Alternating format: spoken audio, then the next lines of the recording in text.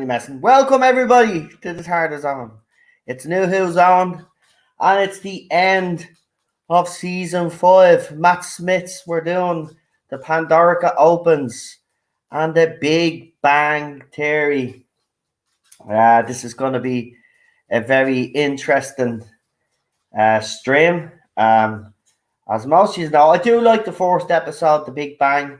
It's the second episode where I think it loses the plot completely, but we'll get into that when we watch the second one. So what I'm going to do is, well, we got a few minutes here.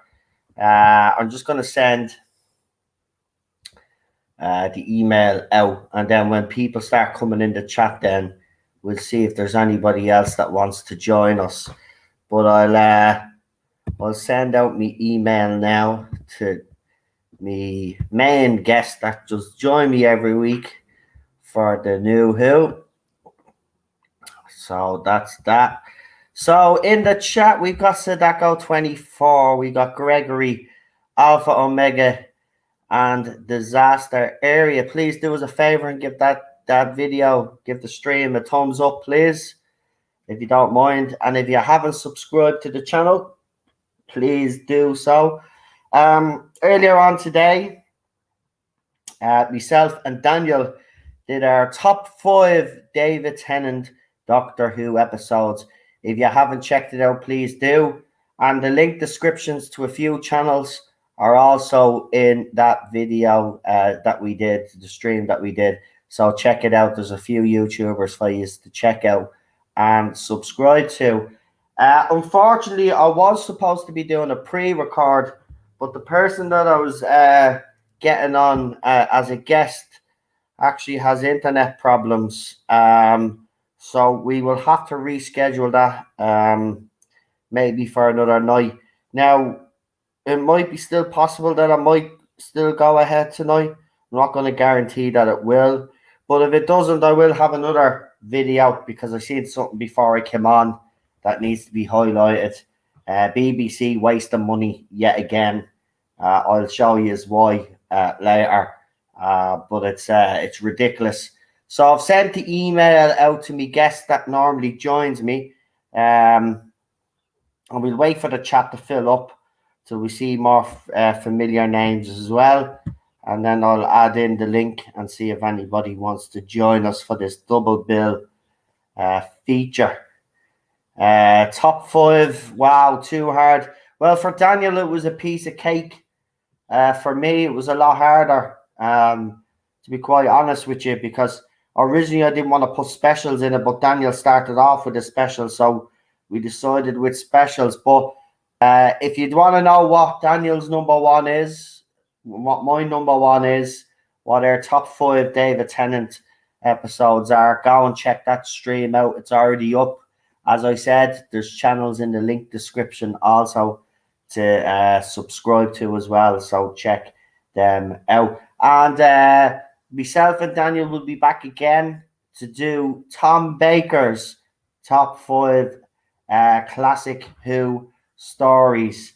So that's going to be a very interesting one. Again, Daniel said that he has his top 5 in mind. It's pretty easy. But for me, it's going to be a lot harder, I have to be honest. Yeah, that is coming. Also, we'll be doing all the Doctors. We'll do Matt Smith, we've done David Tennant. We'll be doing Christopher Eccleston, Peter Capaldi. We will go back and do, as I said, some of the classic Doctors. PD Rich says he'll be with me in a second. That's fine, mate. I'll just keep talking away here. Yeah, I've got it all set up and ready to go anyway, so there'll be no delay. We've got 14 people watching right now. If you could do us a favor and smash that like button, please. As I said, go and check out that stream. I hope to have that pre-record at some stage next week. If it doesn't happen tonight, it will definitely happen next week, and I will have it up. But as I said, if it doesn't happen tonight, I will be doing another video after this live stream. It'll be a pre-record. It'll probably be put up an hour after we finish here. I've got a video to do, got something to talk about, which I'm going to talk about to you guys. Again, BBC wasting money, taxpayers' money more importantly, and we will be talking about that something for you guys, just in case some of you guys aren't aware. It is something. It's actually pathetic, to be quite honest with you.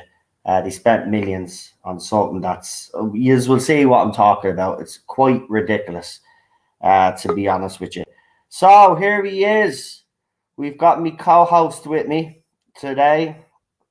We normally do these on Sunday, but I have to say I don't mind doing them on the Monday now. I have to be honest.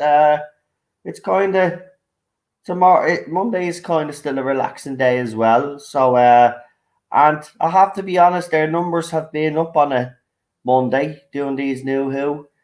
Sunday is normally, it's a very weird day for everybody. I think everybody just wants one day off, sort of thing. We got Lee in the chat also. But we got me co-host here. It's the one and only PD Rich. Hey, I know. How are you, mate? Sorry I'm a bit late. No, you're grand. Sure, the stream's a day late, mate, so don't worry about it. It's all right. Back from getting a poke in the arm and a blood test, so there we go. I tell you, it's mad. How are you anyway? You doing well? Oh, I'm all right. I'm fine. It's just I'm exhausted today because I did a bit of shopping afterwards. Get those foods you want during lockdown, the ones you just can't get. Can't get online. That's it. I heard. I've just seen the news in the UK. Masks and social distancing will be put a stop to in July. Thank God. Well, look, I know there'll be a lot of people happy, but I'll just say be cautious, because exactly, the virus hasn't gone away. It's not going away. It's going to be here until they either find a cure for it or whatever. It's not going away. But it might look. People were getting restless. Maybe the government had no choice, but let's hope it doesn't backfire. That's what everybody is hoping now. And well, it's London that's not getting vaccinated. The rest of the country is getting very well vaccinated. Just London. Yeah. Because most of the stuff that's happening, all the negativity comes from London anyway. I know. I think we should just put a big wall around London. Don't need to put one against around Scotland or anything. Just London. Just wall off London. Let them fight. Do me a favor though, guys. If you haven't put your top 5 David Tennant episodes in, right? Go to the stream that me and Daniel did. As I said, if you leave your top 5 there, what we'll do is the next stream that we do on top 5s, we will read out everybody's top 5 that wasn't part of the stream earlier on. So even if you missed out and you didn't see the stream live, go and watch it and then leave your top 5 list in the comment section. We want to try to get as many of these to feature as possible. So please do that. And it was a great little stream today, I have to say. So I see there's a few familiar faces in the chat. So what do you reckon, PD Rich? Do you reckon we could do with a little bit of company today for this? We could do. We get some sensible. Wouldn't we? I think that'd be a good idea, wouldn't it? Right. So if there's anybody, right? Let's see. We'll ask first, right? So we'll see how many. I kind of wait. You see, I can kind of predict who's going to ask, who's going to say yeah, right? But we'll just see, right? Might get a shock and someone different might come on, but we'll see. So who is interested on coming on to do the double bill with us tonight? I think I know who's coming on because I've Vince and a Doctor reprise, don't we? Yeah. By the way, did you see? I don't know if you've seen it. I'm going to talk about it later on. But without giving that away, did you see what BBC spent millions on? No, I know. Oh my God! You want to said that? You want to get in touch with Alex Belfield over there? Now listen, I'll tell you, Rabbi is going to talk about it anyway, and it's going to be a good stream. Okay, trust me. Right, so there you go. Right, GB News and Alex Belfield would have a field day of a BBC incompetence. Yeah, I'm not telling you about it, man. It's ridiculous. They're ridiculous. Right, I know, such hypocrites. The usual suspects look like they're coming on. But let's bring them on. Anyway, right, there's the link for you mad things. So get in so we could start because as soon as I bring you on, I'm going to just bring you on all together. We're going to start straight away because we do have 2 episodes to get through. And as I said, I still have to do that other video. after this, and you never know, there might be a chance of getting that pre-record done as well, hopefully. If not, it will be rescheduled. But as I said, I will be doing a lot more streams, as I said. And yeah, before I bring on the Queen herself, I'm going to be I did a top 5 with Daniel with David Tennant, and I was thinking, who better to do a top 5 of Matt Smith's best episodes? Let me see. The one and only Queen Charlotte. So how about who else?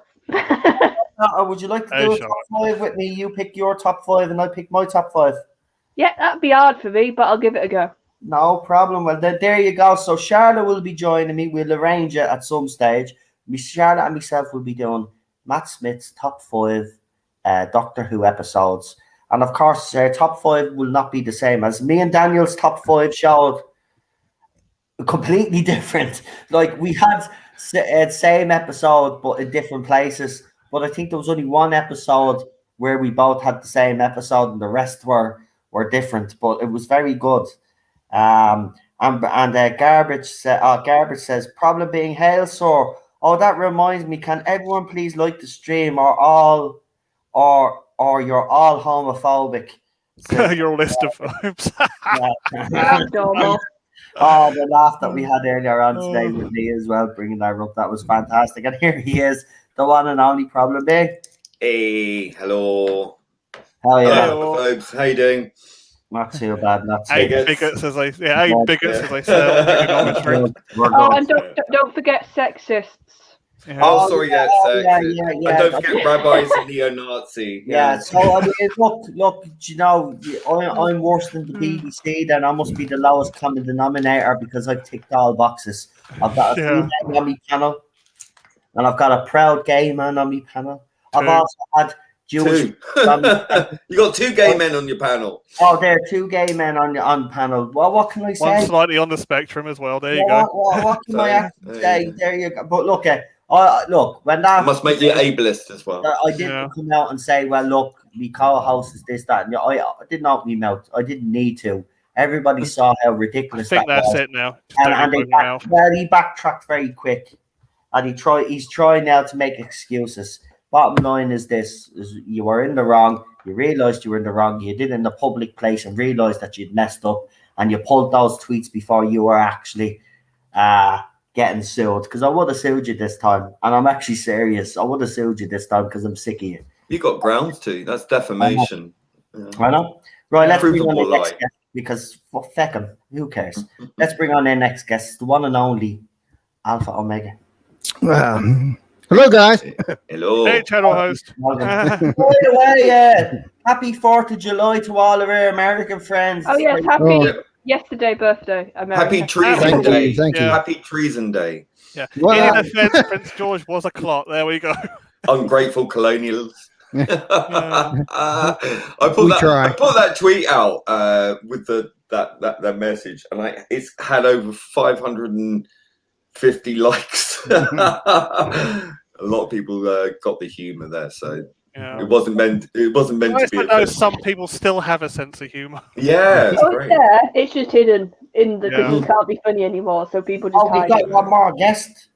We've got one more guest joining us. This is great. This is. We're going to have a huge panel today. It's the one and only Super Doctor. Hey Noel, how you doing? Nice to have you here for this one. Are you a Scot? You're a Scot-phobe. You're a Scot-phobe. Yeah. I'm every phobe under this. Do you know what? No, but I will say this, right? I've been called. You all know, but you all know over the last few years, I've been called all sorts. But this really got under my skin because it's so blatantly false anyway. But the fact that he would come out and be that stupid enough, right? It just shows you one thing anyway, that these people do not watch my streams, do not listen to what I say, because if he did, right, he would know that was a stupid statement to make. And he's trying now to claim that I'm stalking his account. Mate, listen. How can you stalk his account when you're blocked? No, because I just want to say this, right? You're the one that mentioned, retweeted the fact that John Barrowman had retweeted my tweet. You're the one that actually started the first, right? Now, if you're going to make an accusation like that, I'm going to defend myself. But even when I use my other account to actually go on to you and call you out on it, you've stayed quiet and have ignored it, right? You know what you've done wrong, and you've been getting away with it for far too long, and you won't be getting away with it anymore because people are going to continue to call you out every time you do something like that. There's going to be consequences to your actions. Yeah, it's consequence culture. Remember? Yeah. Oh, and by the way, when you slander, libel, and defame people, and then block them and block all the people around them, to deny them the ability to report you for libel and slander doesn't really bolster your look. Yeah, exactly. Bad optics, man. It's listen. If you're that assured of your righteousness, then why are you blocking people? Exactly. Surely you should stand by your arguments and defend yourself and prove what you're saying. But no, you absolutely deny people the right of reply. Yep. And you are basically a fat mouth liar. I'm calling you out. Yeah. There we go. And that's it. We're done with that now. Right. Non-entity. Guys, we're here for one reason and one reason only. The Pandorica. Yay. I think it opened a long time ago, mate. I think it opened a long time ago. Now, as you all know, the RTD era I've watched over and over and over again. The Moffat era, not so much. But I have watched this particular two-part story quite a lot. I've missed that. First part is great. You'll hear me talk about that. It's when I get to the second part is where I'm going to have a bit of a problem. So if I do have a bit of a rant, I'm just giving you a bit of a warning before. That's all right. If I do have a bit of a rant, you will know that I wasn't a fan of Moffat. And at this stage, this is when I knew personally that Moffat's era was going to be very uneven and he was going to promise a lot but not always deliver. And I think this two-parter is a perfect example of it. First part, brilliant. Second part, a load of bollocks. And that's where I am with it. Right. Are we ready to go? Yep. Is everybody in the chat ready to go? Yep, right when you want to. Well, I've got the Pandorica right, so I'm just going to leave when it just says the Pandorica opens. I'm just going to press play on it, and then I think it starts straight away as far as because there's a bit of a setup for the whole two-parter. Yeah. Right, so if everybody in the chat is ready, please press 1, and we'll get Queen Charlotte to knock it out of the park there, and we'll get her to do the countdown. Oh, fantastic, super doctor! Actually, my happy treason day ungrateful colonials post has actually had over 861 likes. That's hilarious. They know you're joking. Well, the Americans and the Irish and Bastards have one thing in common. We all have one thing in common. We booted you out of our countries. You love us. With good reason. Love us. You love us. No, thank you. No, thank you. You can keep Boris Johnson. Oh, yeah. These are fucking selves. Right, we got wands. So we ready? Royal Highness, when you're ready, you may go ahead. Yep, so 5, 4, 3, 2, 1, go. Now, I bet you it's going to have these subtitles. Right, explain to me. Oh, here's the TARDIS sound. Oh, Vincent van Gogh is having a freak out. Van Gogh. Gogh. Gogh. The Dutch, traditional Dutch. 3, 2, 1, Van Gogh. See, this is nice though, Easter eggs. This film Moffat actually planned it out and it was a nice little Easter egg too. Yeah, in the first part. In the first part.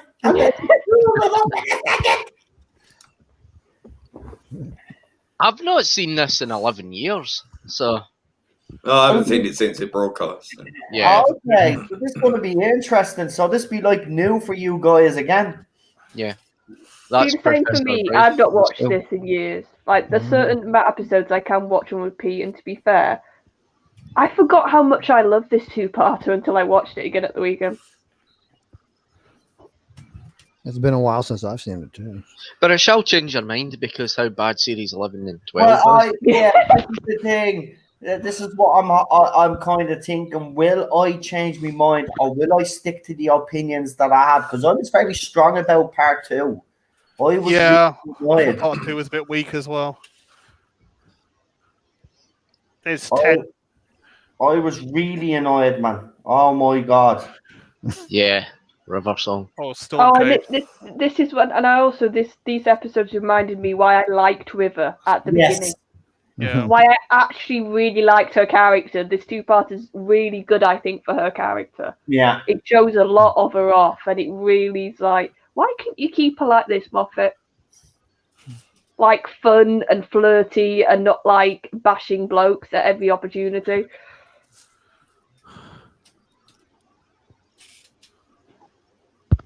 Oh, isn't this where there's a little drawing of your man on the wall? Because she kisses him here, Yeah. and he's there. She tried to escape, and she's already gone. Have a great stream, everybody. I can't remember the last time I saw this story from Dan on Facebook. Well, Thanks, Dan. thanks, man. And by the way, thanks for your nice words on that particular post. It was nice to see so many people have me back, actually. And thanks to Dan for his Twitter for my post or whatever.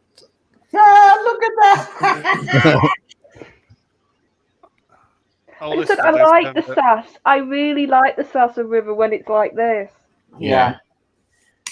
The problem with River Song is Moffat. You knew her end. That was my problem with her. It was a J.K. Rowling thing. You knew her end. You knew it was going to end. At no point doing a prequel. Yes. Like Black Widow. See, I didn't mind that. It was what the reveal actually was. I just felt it was a bit of a letdown. I didn't mind doing the whole basically backward storytelling with River. I think that was a good idea. It was just a bit. We've had so much build up, and the next series we get the bloody answer. queen. I'm the bloody queen, mate. I I'm can't the do bloody accent. queen. I'm a bloody queen as well. There's 3 queens I'm on the this stream, Queen, mate. so is my wife. I'll tell you, Alex Kingston looked very well in this, actually. Yeah. She always looks good, Alex. Especially as, let's be honest, Moffat knew what to dress her in. Look at her in that outfit. By the way, there's a lovely little video on Penguin Books with her, and she's reliving our moments on Doctor Who, and she gets quite emotional. She gets very emotional, and she even says that Stephen Moffat wrote me the best lines, always gave me the best lines. Like, seriously, man, I was actually getting very emotional watching it.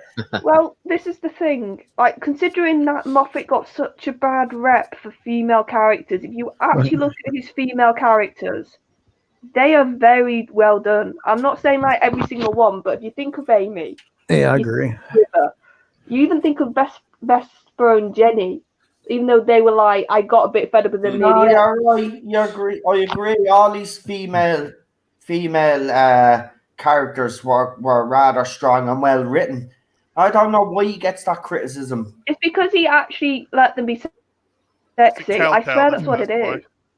So what if Amy Pond was in a short skirt? Sure, Karen Gillan said it herself that she liked the stuff that she was wearing. Then there's no problem if Karen liked wearing it.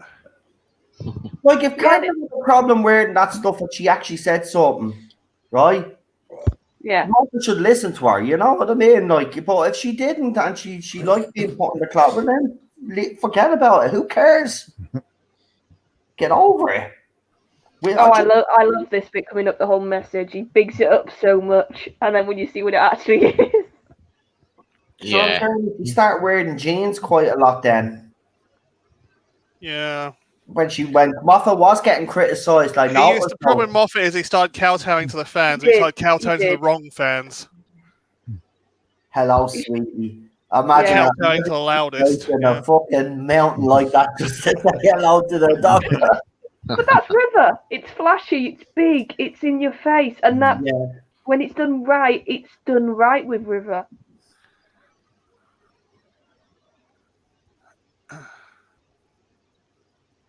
Oh, the Romans. Yeah. And then we find out she's dressed as Cleopatra. Yeah. I mean, Oh no, only River though. Yeah. Only River could get away with it. Come It's on. all right. She's Greek. It was kind of white. It's Go got for the Doctor to make a good lipstick. Cleo. The lipstick on Yeah. Here's the fun bit. How many Romans do you think River kissed to get so many on her, I to think get she the laid army, the- basically? I Oh think she laid the no! whole Yeah. camp. I was thinking that. I was like, oh, River, Yeah. did you just spend the Half whole the afternoon camp. kissing them? Or did she just kiss the right ones? Maybe, probably did that, but it was a bit of fun in my head. I was like, I wonder how many people she had to snog. Yeah.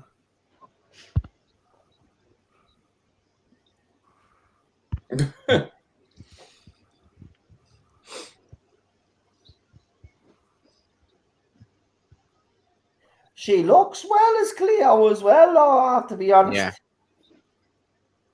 She suits black hair.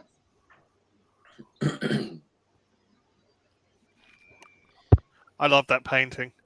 Yeah. It's real Vincent, isn't it? Here's Oh, the it's music. beautiful. I've got it as a lanyard. Now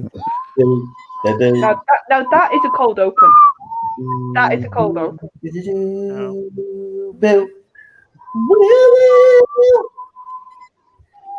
Hello, Daniel. Thanks for earlier. Oh, ledge. Stream, pal. Hey, Daniel, mate. And as I said, don't forget to check out our stream because it was a great stream. As I said, Daniel found it easy to pick his top 5. For me, I was struggling. Yeah, I'm gonna have the opposite trouble. I'm gonna like go through his episodes and be like, "Oh God, I love that one." No, I'm gonna have to really sacrifice them. I think when it comes to me. That's the way I was because then I realized, oh, I'm leaving this episode. Yeah, out. that's what I'm gonna do. I can tell you now. I'm gonna be like, there's some that I'm gonna tell you right now are not gonna get shifted, but others I'm gonna be like, oh, could I? That is gonna be a bit of. Ooh. Actually, by the way, they have actually found something underneath Stonehenge. Isn't it weird that this Doctor Who episode suggested that there might be something under Stonehenge? Chamber. And they actually found a chamber under Stonehenge. Now they that could be an ancient spaceship. One, but they never really investigated until now. But now they've actually found one. That's weird. Well, it's because this is what Doctor Who, when it does well with history, it basically takes like the look of what's odd, what's interesting in history, and we can almost give it a bit of that sci-fi twist. And like River makes a good point. Like, would you not? Why would you build it if not to mark something? It's a good idea. Yeah. There's still a debate though whether those rocks were really on top. Yeah. Yeah, they've not been shifted later on. Because there's an old photograph where you actually see workers putting the rocks back up on top of Stonehenge. So we don't actually know if that's the way it really was. Fascinating though. It is a fascinating area. Yeah, because it was complete collapse, wasn't it? Yeah. Years and years ago. Oh, and there's a hint of that speech he's going to give in a bit. I think the speech is quite good. I mean, yeah. Oh, I said it's one of. There's many Matt speeches that I'm like, but that one. They must have begged the Druid community to do this. Yeah, they're quite protective, aren't they? Yeah. Of that whole area. Yeah. Druid community must be Doctor Who fans. That is very well done. Yeah. Yeah. It still used to look really good. Even the really bad CGI looks good back in this time. But I think the Pandorica looks gorgeous. Yeah. I think I've actually seen the real Pandorica. Oh, I would so love to see the real thing in like if they still had the Doctor Who. Yeah, they had a Doctor Who The Adventure. It was on display. When it came out, it was the first thing you saw was a Pandorica. It's such a shame that they closed the Doctor Who experience because they would have had all those props and that. Yeah, and you could get really close. I went and you could get so close to them. I was Yeah. surprised how close they allowed you. Yeah, they're running out. The rental agreement ran out on it, so they had to close it down. Well, the lease ran out. And you can even light torches with the sonic screwdriver. Yeah. Yeah, I thought it didn't work on wood. But it's not actually working on wood. Yeah. Probably vibrating the tar and setting it alight. Mm. And he's not trying to destroy it. It's usually he can't destroy wood with Remember, the top of the torch is in wood, lads. It's usually cloth soaked in something. Or... I've still got the trans-temporal sonic screwdriver that's supposed to work on wood. Oh, so just look at Matt's little grin there. Yeah. That's the Doctor excited. That's the little tick that you need to play this role. Yeah.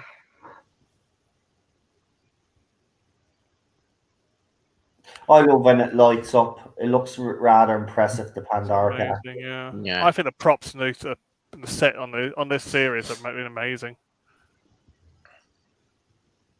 Yeah, there's no doubt Moffat upped the game when it came to sets and stuff, and some of the writing has been spectacular, but this is a letdown for me, big time. First part brilliant, second part was a letdown. You see, with Moffat, he overcomplicates himself, and that's the trouble. You know, if he could stick to something more interesting and more simpler, you know, you would get people understanding it. You wouldn't get people criticising his writing.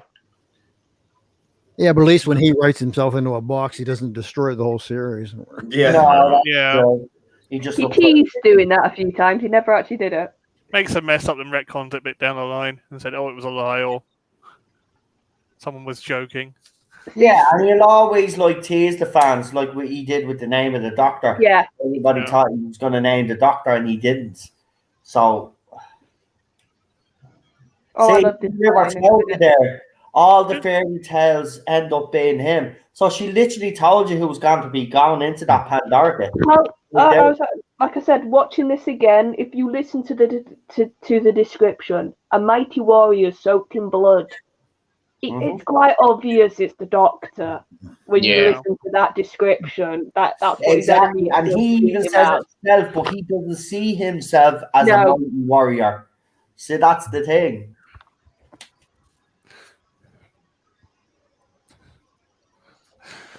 Oh, I like the Alliance because it's like a super villains activist group, isn't it? Yeah. well, no. Do you know what I find interesting about the Alliance? If you actually listen to what they say, they think they're doing what the Doctor would do almost. They're protecting the Earth from the villain, which is the Doctor. So it's almost like Moffat tipped the whole sort of thing on its head. Yeah.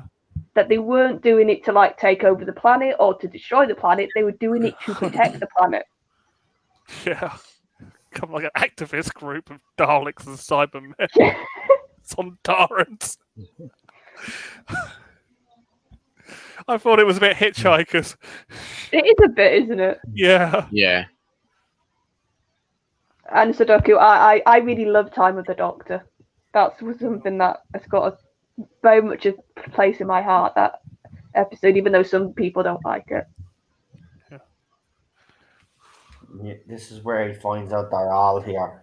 This scene is epic. Oh, this scene is, It's the build-up of it, isn't it? Because River's like, oh, there's so many signals, and you think, oh, it's probably just a load of one alien, and then you hear gradually all the voices, and it's a brilliant build-up. And it's the fact that the Pandorica is made by dwarf star alloy. It's the only kind of alloy that can house a Time Lord. Yeah.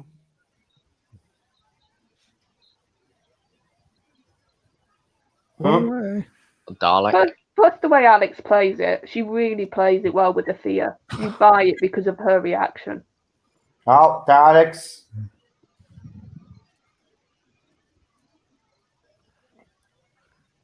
The Daleks never really angered Matt. They just kind of peed him off a bit. It wasn't until Capaldi they got a bit scared of the Daleks again. Well, Moffat didn't know how to write Daleks. God, He really did didn't. He really didn't. Doug Adams couldn't do it either. He couldn't write Daleks. Didn't get what they were. Whereas I know some people didn't like how he would use Daleks, but I would prefer he did it almost like he does in this two-parter, that they're there, but they're not a main villain because he doesn't know how to write them as a main villain. Yeah. Have them as part of something or sort of a bit of a threat. Yeah. That's how Daleks used to work though. After a while, and they just used to be like the secondary villain. Just be the ones pulling the strings. They were. Also, I love like what the Doctor's doing here. You can tell he is trying not to panic. So he's talking. He's talking rubbish. He's trying to like make light of the situation. When if you look at what Matt's face is actually doing, you can see that sort of God, how am I going to get out of this? You see, that's what the Doctor always does, and that's a kind of trait of the Doctor. So run away.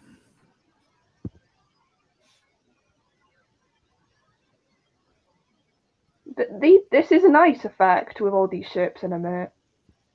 Yeah. Because even though it's really busy, it's not. It's weird. You'd think it'd be too much of a busy shot. Yeah. Then in the end, the Alliance go against the Galactic Church, don't they? Yeah.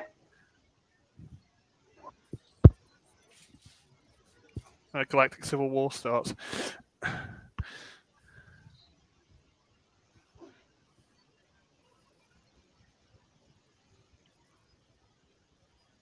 I mean, with the start of Series 5, it was quite obvious when Moffat was going to go. He was going to go into kind of fairy tale, kind of fantasy.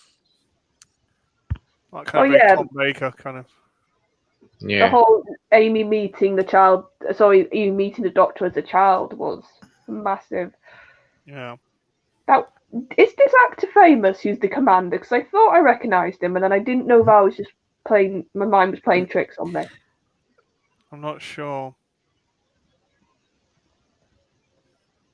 And the fact that it was the books that Amelia Pond had been kind of reading that could been creating this as well. And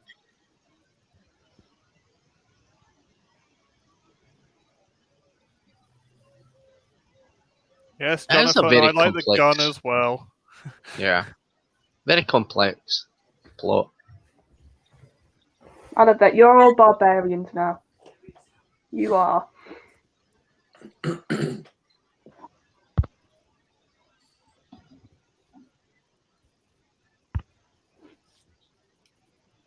There's Rory. Yeah, I love the scene where Matt's Doctor and he doesn't realise he's talking to Rory at first, and then he realises, then he pokes him to see if he's real.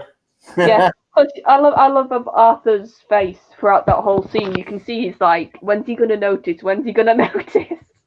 He sort of has that angry look of, really, Doctor?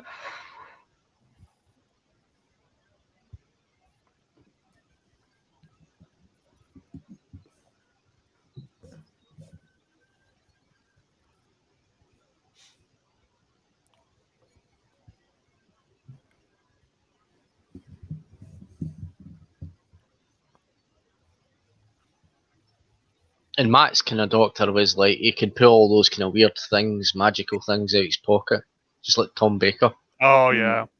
Good throwback to Tom's days. Oh, and the rings come back.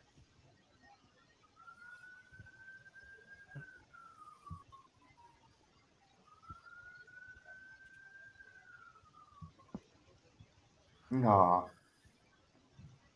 He did feel genuinely remorseful over Rory, though, didn't he? Yeah, he did. Well, you've got to think the Doctor has a massive guilt complex. Yeah. So Rory would have fed into that.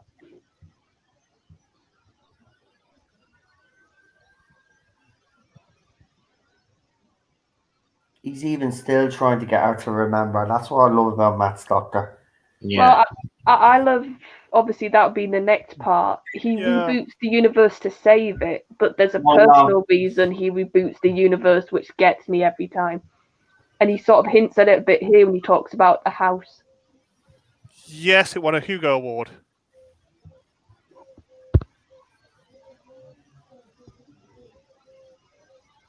Yeah, right.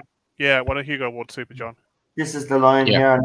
That's quite. That used to be a very, very prestigious award in sci-fi until the sick puppy stuff. I think it's all started up. Yeah, you asked me why I was taking you. There it is. Yeah, now, yeah. Too many empty rooms. Yeah. And you're right. He was selfless in that act. Yeah. He was willing to sacrifice himself so Amy could have that family, the man that, you know. He was a bit of a cross between Peter Davison and Tom Baker, wasn't he? Yeah. Yeah. I do find this scene a little bit stupid, though. Yeah, but I think Matt sells it a bit. Yeah. I think if any other doctor, Jodie it wouldn't couldn't. work. Oh, I don't know what to do. Well, if Jodie was in it, she would have gotten hit by the laser. She would be going, and being very surprised and making up some kind of excuse or something like that. I mean, that's what she's like as the Doctor. She's not as intelligent as us. I love when he gets angry. Oh, yeah. Matt's anger is something magical. I do love this part though. But it's still stupid because it doesn't make any sense. Oh no, it doesn't. It's like why would the head act the way it does with Amy in a minute? Yeah. Like, how did it all of a sudden get power if it lay dormant for thousands of years? Yeah. Yeah, and the Pandorica's not open yet, so you can't use that excuse. Yeah, it's not heat because. Oh, but this is a bit. I forgot how macabre this is in a minute. I just hit it against the wall. I've actually got that figure.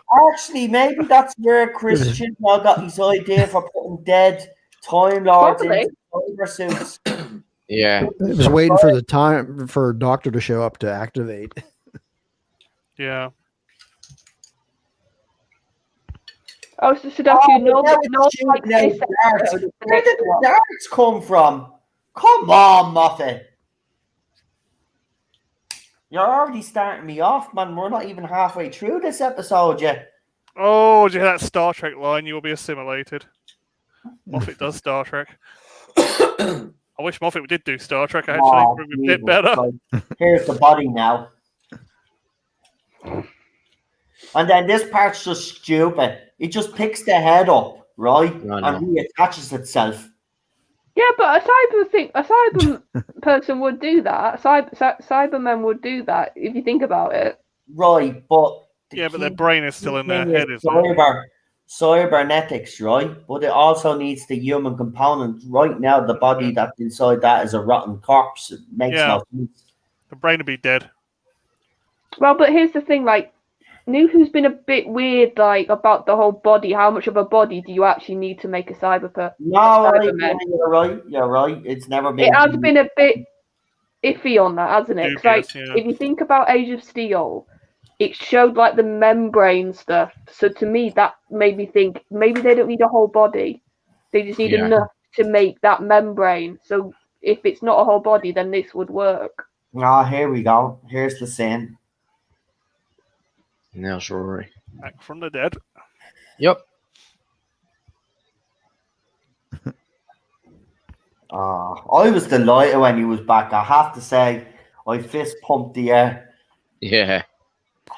Because he shouldn't have died, and it was pathetic the way he died anyway. The way to go out, I didn't want him to go out that way. The way him and Amy actually did end up going out was fitting, actually. Couldn't have asked for that. I just wish he wouldn't have killed them so many times before that. I know. Yeah. And that's what we find about Rory in the end and what he really is. So yeah. Oh, here it is. Yeah. No, they find that he's an Auton. Yeah, look at Arthur's now, actually with his face just like. Yeah, this is brilliant. He has. What is going on? Oh, there he says his name there.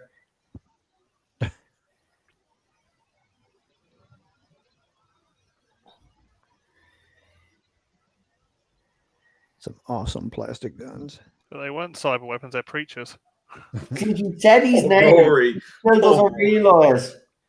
Yeah. Well, his brain's trying to work out how to protect them from sight. We're From missing attack. something obvious, Rory. Yeah. Yes, you probably are. Something right in front of my face. I love when you hear the guns dropping. And then he comes back in, watch. Brilliant save, man. Oops. He's poked him now, look. Like it's an animal. Like, oh, is it still alive? And it's the fact that Rory leans back and then How have you been?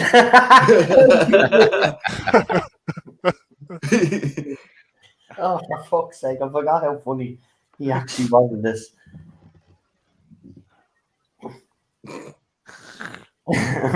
You died. It seems a bit Stargate. It's really good. Bit of comedy to defuse a tense Well, situation. Yeah, it's one of those Stargate moments where Jack O'Neill says it's like really dumb. Daniel Jackson, after he comes back from being an ancient. It's very distracting. I love that fuzzy.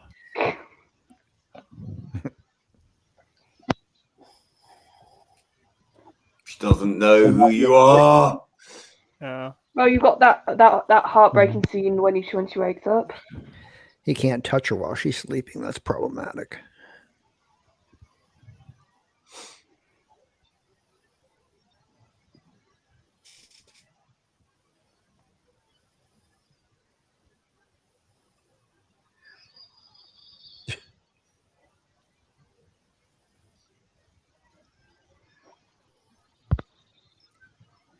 Yeah, keep touching it, Doctor. You'll activate it, and Oh, it's coming. The speech is coming now.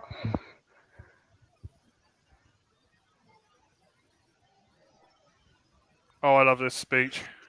Yeah. You know, it's viral at the moment as well out of the Day of the Doctor. Yeah. Yeah, I think the speech though, a lot of people remember it because it's in a way it's not typical 11th Doctor. He's not one to typically do such a bombastic sort of look at me moment. That was 10. That was some. Yeah, that to me. This almost makes me feel like on purpose he gave him this because it's more typically a 10th Doctor scene. I But love Matt the music. made it. The Murray Gold music to this bit is amazing. Oh yeah, I'm the Doctor. Yeah, the strong version. Oh, I'm gonna just be beaming now. It's twice he uses that distracting in the script. It's distract. Yeah. I had the Rings of Akaton speech. Yeah. That's a brilliant speech and not a good episode. Yeah. I love Akatan. I don't know why, I just like it. And Now at the let's end, count all the wonderful speeches from the current 2 seasons. Oh wait. and at the end of his first episode, he had a sort of a mini speech telling them to bugger off because he protects the planet. Yeah. Well, this is basically almost version 2.0 of that, really. Yeah.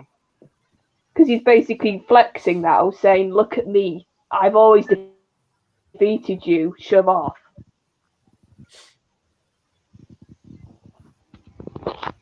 And then they get scared and then they bugger off. Yeah. Well, this is the genius of Matt's Doctor. He spent 5 minutes, it feels like, shouting almost, and then in that last line, he goes quiet and let somebody else have a try. And it's a brilliant thing of he's gone quiet, and it's like a proper biting, threatening sort of voice he uses.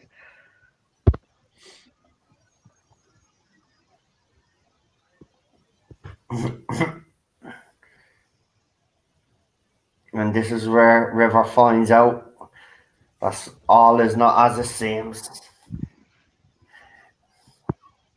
It really bugs me that she just knows how to fly the TARDIS. Like no, that. look, it's River, right? She's allowed, right? Come on. And Moffat did have the line in the next episode to explain it. At least he explained it. Mom, we don't mind our driving. We don't mind our flying the TARDIS. I do. Well, there's something wrong with you. I'm only messing. Oh, Amy's now we've got the moment when he realizes. I feel so sorry for You Rory. do. He waited thousands of years for her. Yeah. He's devastated. Look at him. Mm.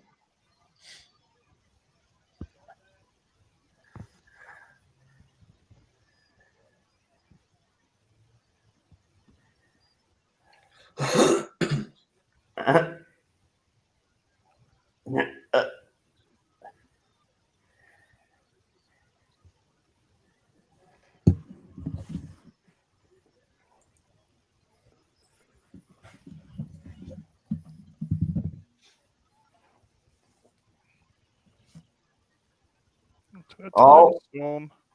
Do you know that's a bit what I miss as well? Especially the Chris Chibnall era. There's not enough of the TARDIS going through the vortex anymore. Like I missed that. That's part of it. Like, you know? Oh, he says the TARDIS through the vortex where he doesn't have to. Like in the Christmas special. Blue vortex past. I love that program. Red future.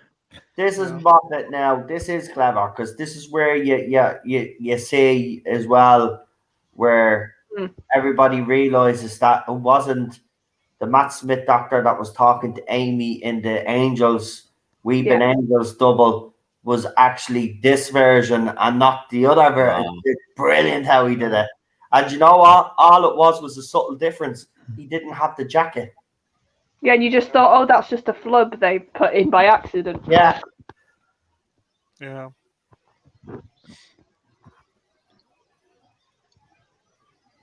What, so Moffat can be good? Better than what we got. Much better than what we got. Yeah, it's downfall he didn't train anyone up. Yeah. Should have trained a successor. I really love his anger now, Rory.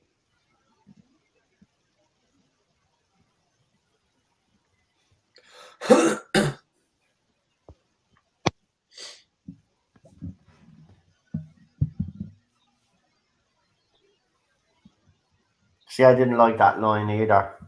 I mean, if you can't explain why he's here, Moffat, then don't put him in it. Simple. See, that's another problem of Moffat trying to overcomplicate things. Yeah. I don't know if he was doing it to impress, you know. I think he was because he'd gotten blown up his ass by Steven Spielberg after he did that Tintin movie. Yeah. And they told him he was a great writer. And I think he kind of played up on it. Sure, even in some of his later episodes in Series 6, sure, he gives a bit of a homage to Steven Spielberg in one of them. Like, you get the Crystal Skull reference in fucking next season. So, I mean, there was a lot of that going on as well. Yeah, and you've got to think, he probably had in the back of his head, I'm going to be compared to RTD. I'm going to be second. I need to be different. Silence reference? Oh, the silence was such a good idea. Whoever comes in after Chris Chibnall will have a hard job trying to win the fans back, but when it comes to writing Doctor Who, they'll have a pretty easy job because they will. Before has been absolutely dire, so they can't just do anything. Don't copy Chibnall. Just don't copy Chibnall. That's the easiest. Well, I don't think anybody can be worse than him. Don't jinx. Oh, for fuck's sake, probably already have. Sorry, guys.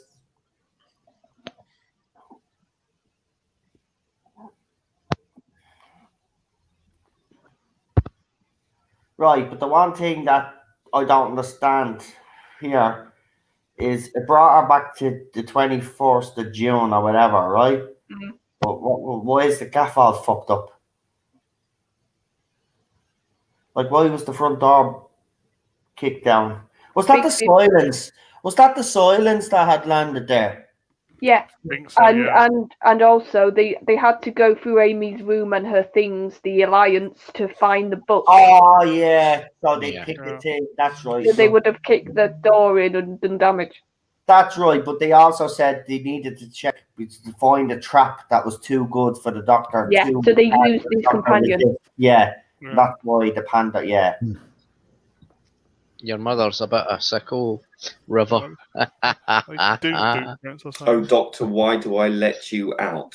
What? Yeah, it was creeping in, but it wasn't in your face yet. The lines about being a feminist who hates blokes. but again, I don't mind River saying it for some weird reason because I know she wasn't trying to be better than the Doctor. You know, Yeah. she did put the Doctor in his place sometimes, but I didn't mind that sometimes the Doctor did need to be. Oh, he put in does. his He place. does need it now and again, but later on with River, it became very obvious Ah, that Moffat yeah. was playing to a crowd. Husbands of River song. God, yes. Yeah. Well, With fair her and enough. Clara both having little snippy lines against blokes, it was just like, Moffat, shut up. We get it. Some females had a go at you for putting Amy in a skirt. Can you stop now?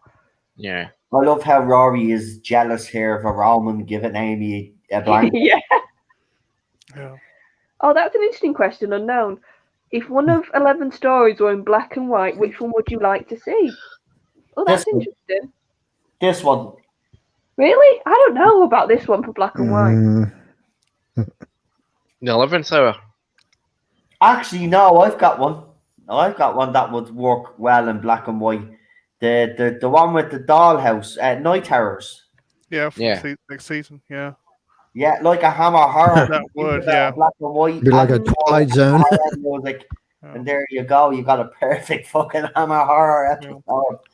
And I Or the love one with, the one with the time God rift in Complex next would work season. as well, actually. The God Complex would work Yeah, as well. I know. I think God Complex would be more Yeah. freaky if Night it's Terrors black or and God white. Complex.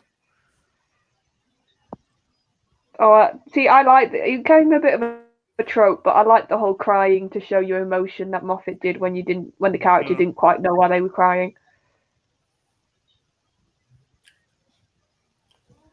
Ah, poor Rory, like, why am I crying? Why am I crying? This cliffhanger is brilliant, though. This cliffhanger is epic. Mm. Just so Moffat, you. Yeah. Yeah, Hyde would be good in black and white as well from season 7. I remember when I saw it, I was kind of a bit sad what happened after Amy getting back with Rory again and finding he was an Auton. Yeah. Did you see that little sneaky thing? That's why Ghost exists, according now to Moffat, because of houses and psychic residue.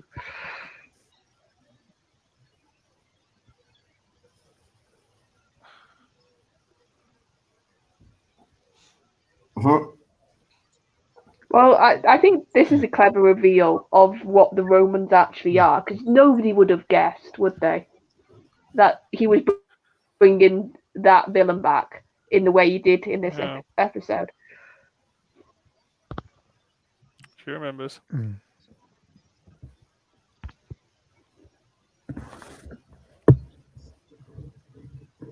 I don't know why they released a figure of the Auton Centurion and didn't release it of Rory the Roman.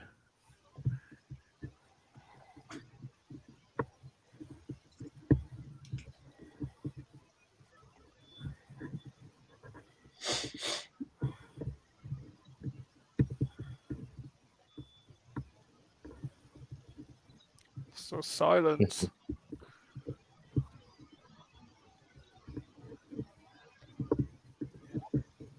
See, she says it there. You taught me, so I mean, Yeah, she's which not way? pay the credit from the Doctor. She said, "You taught me how to fly the TARDIS." Like, but he said, "Well, you're flying it wrong. You're flying it wrong, you man." Yeah, it takes Time Lords how long to learn to fly a TARDIS, and it usually takes 6 of them. Well, you don't know how long he taught her. Yeah, we don't know how long her timeline is. We don't know how far she goes back. because Moffat never We have really. no idea with River. I'd be just afraid of Chris Chibnall brought her back because he probably would try and insert her into the classic era or something. Well, that's basically what Big Finish have done with her. So. Well, she was born there, so she knows how to fly. Yeah.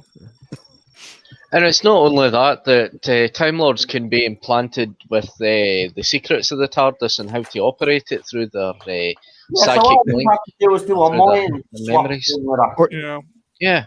yeah, or like Super John, or in reverse, they could have knowledge taken away from them, like they did. Yeah. With, Plus, as well, you've got to remember, River was like she's known as a child of the TARDIS. So I could see how if she was getting taught by the Doctor, the TARDIS would almost help her because of their link. Oh, here it is. The Pandorica opens. I knew there was nothing inside it. So I'd had to figure it out before I got there. I'd actually said to my brothers, because I was watching this with my brothers at the time, I says, I bet you there's nothing in that, and that's a trap for the Doctor. This part is actually sad. Yeah. Again, killing Amy off. You just stop killing people and bring them back to life, Moffat. Like, you couldn't let them die in the empty child and the Doctor dances to parter. Like, he just can't let people die. He has to have that fairy tale ending. Yeah. That's because everybody well, I'm okay with it in this. More fancy than sci-fi Moffat. You're screwed now, Doctor, and your screwdriver goes back into your pocket, so you can't get out of the Pandorica. Remember that, folks. Yeah. The rant is coming on. Wow, this is where it gets all ridiculous now. Here we go. Yeah. Part 1 was brilliant. Part 2 was a bit, yeah. I'm Rory. Yeah, but at least he does actually kill her.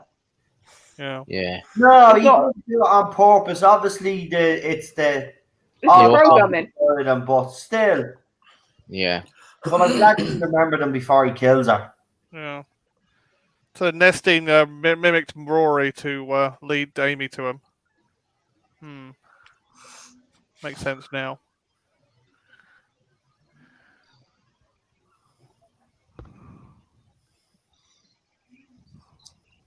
That makes sense.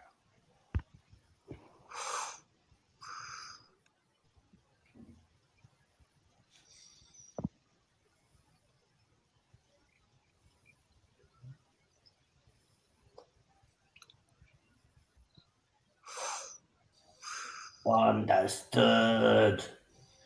Hate those Daleks. Destroy them.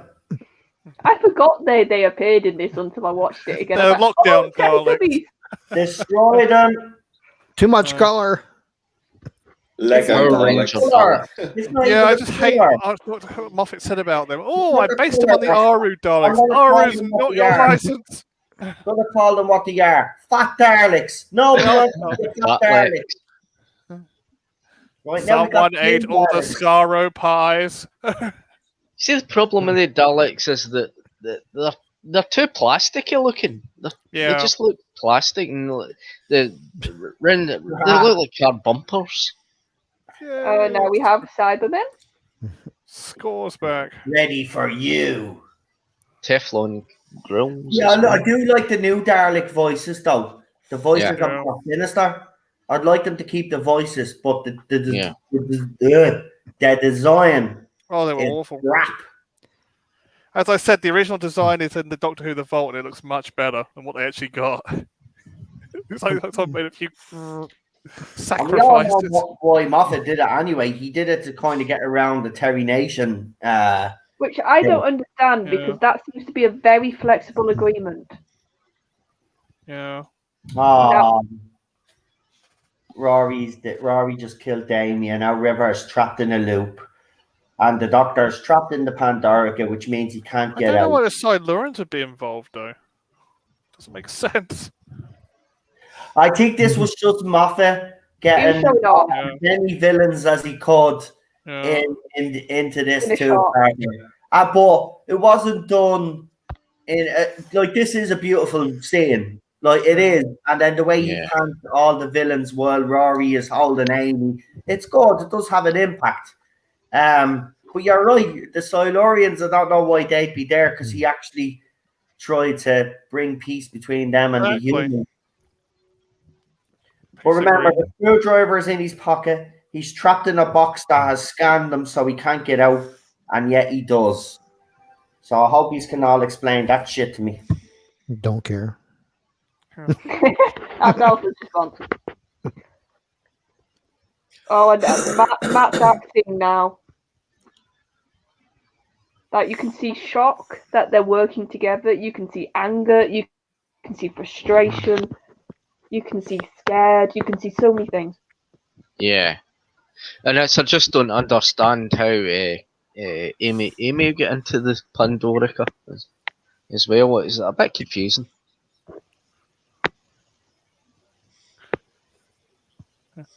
Monster lives. They go around and destroy planets and all. They don't want the universe to be destroyed, so they all came together to make sure that the universe wasn't destroyed. That's what I mean. It's like this is the villains thinking they're the Doctor almost. They're taking up the position of the hero in this story. Yeah, he's the villain. Yeah, he's the villain. Yeah. There's no planet domination. There's no plan to destroy the Earth for this lot. It's like, no, we're protecting him. Monster lives matter.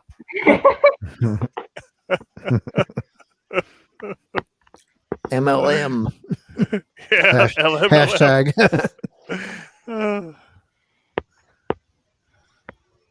I can see why the Jadoon would be there, but I don't really like their character.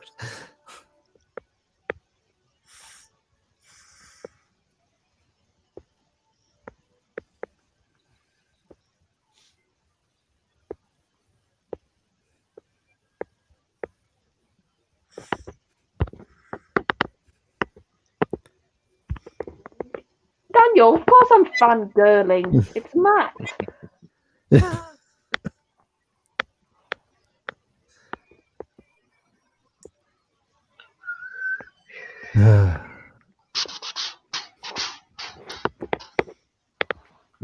Right, well, the credits are rolling. If people would like to press one, and we'll just get straight into the second part while the credits are rolling. This episode, that'll be fantastic. We'll just keep it going. Why not? Well, here we go now. Fantastic. This is where he loses the plot. Yep.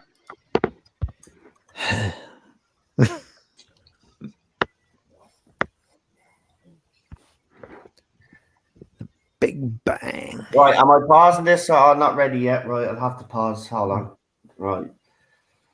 So we'll pause. Right, so we'll go into the recap. We'll be going on to the recap, so do the recap. I love the Starco 24's toxic masculinity. And Tadaki, they didn't destroy him because that's what I was saying before. The usual priorities are now no longer important for the villains. It's getting a Doctor in the Pandorica. That's more important than anything else. Yeah, lock him up. Daniel's saying Charlotte is fangirling. I said, of course I am. So you're going to start right from the previously? Yeah. Okay. Right, I see 1-1. Are we waiting for a few more to pop up? Right, if he's already, just press 1 in the chat, please. Thank you. Thank you. Make sure you like, share, and subscribe. Yes. If you're not already. Yes. Right. Come on, press 1, you buggers. Please press 1. Come on. Press 9 now. Nice. Uno, whatever.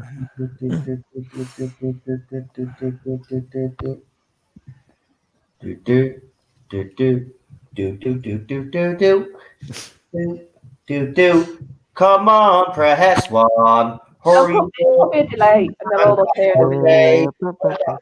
Come on, I've got things to do. Press one. Come on, I've got another bleeding video to do. I've got shit to pump out. Come on. Oh, I see a few. Let's do it. You got shit to pump out. Yeah, I've got a lot. Yeah. Probably the wrong choice of Videos, word. right? Let's a little do bit. it. Right, Uno. It's gonna Right, shits now, you shittest. right. Let's do it. Let's go. Tick tock goes the clock. Right, let's go, Charlotte. Do the Okay, so 5, Phobic. 4, 3, 3, 2. 2, 1, go. Go. Yeah. Vincent Van Gogh, yeah. Yeah, Pre- Daniel, I will get you back tomorrow on the stream. Don't you worry. Previously on Doctor Who, the Pandorica opens, takes the Doctor. Now in the second part, we're going to see the Doctor get out of the Pandorica, even though he couldn't. Yes, this is Moffat's writing at its best. Second part Yeah, now, we're going to see that's Noel get so negative good. on everything. Yeah. I am, because I'll tell you why. I was negative at the time, and I'm going to be like that. If you're going to write something as complicated as this, if you're not going to get it right for the second episode, I'm sorry, it's going to be criticised, and he didn't get it right. He got it wrong. Nah, you're going to have a whole new take this time around. You'll see. I think you might be a little bit softer on it. Have your same issues, but a bit softer. Think positive. There's nothing positive to think about. I'm sorry, I'm not going to change my opinion just because I hate Chris Chibnall's era. I didn't like this at the time, and the second part, and I know for a fact I'm still not going to change my opinion on it. The fact that he got out of the Pandorica, it makes no sense. If someone can explain to me how he got out of the Pandorica, even though he had the screwdriver in his pocket, even though the Pandorica was deadlocked to everything, all these bio signs, he couldn't get out. River was caught in a loop, and Rory was there after killing Amy. No screwdriver, he got out of the Pandorica. Explain it to me. Go ahead. He's the Doctor. He can do anything. When did this episode come out? I'm waiting on an explanation since that episode came out. Nobody has ever been able to give me a proper explanation. Right? Yeah. Even Moffat can't. 11 years. They had green face Sontarans. I didn't like He'll that. just turn around and say wibbly wobbly timey wimey. Yeah, well, that's not good enough. No. Don't say it to Cockney either. Wibbly wobbly timey wimey. Timey wimey covers everything. Yeah. I use it in like normal language when it's like nonsense. I just go, "Oh, it's timey wimey" to my brother, and he knows exactly what I'm talking about. I'm glad they got little Amy's cousin. Oh yeah, she's a cracking little actress, wasn't she? Yeah. What's she like 25 now or something? Is she like the cousin of Karen Gillan? Yeah, she's the cousin, so that's why they look so alike. She recently, I think we were doing this watch along, and she put a photograph up of herself, and she's turned out to be a stunning young woman. Not changed much in the face though. No. And she's got that Karen Gillan natural red hair and natural beauty. It's Wow. She still have the freckles. She's good in this, man. I've always liked little Amy. I would have liked little. I always said about this era, though. I think this era would have benefited a lot more from a lot more adventures between the Doctor and little Amy. Even an episode, that would have been cracking. Do you know what I think would have worked? And then he came back a few years later when she's older, and then she starts remembering again. That would have been nice. I think he could have done some mini episodes. Do you know, like Moffat did mini episodes? Yeah. Do a couple of those as like little Amy and the Doctor. Like a Pond Life. Yeah, like that sort of setup.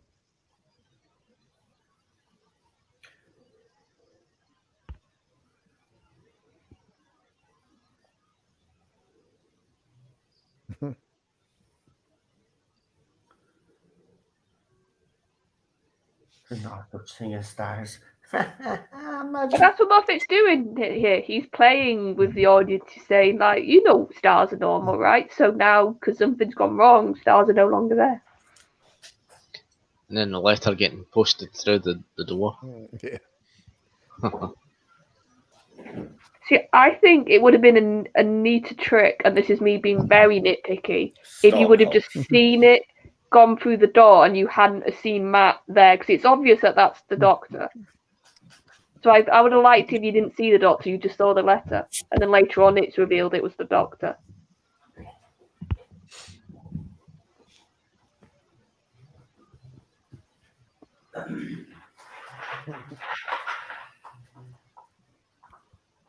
Come along, Pond.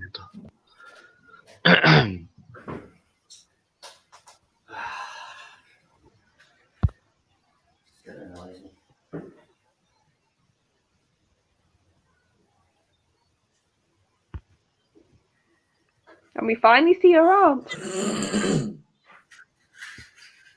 There's a Dalek. 2 Daleks. I like the stone light effect on them. I think it looks good. Yeah. Stone calcified Dalek. It's effective.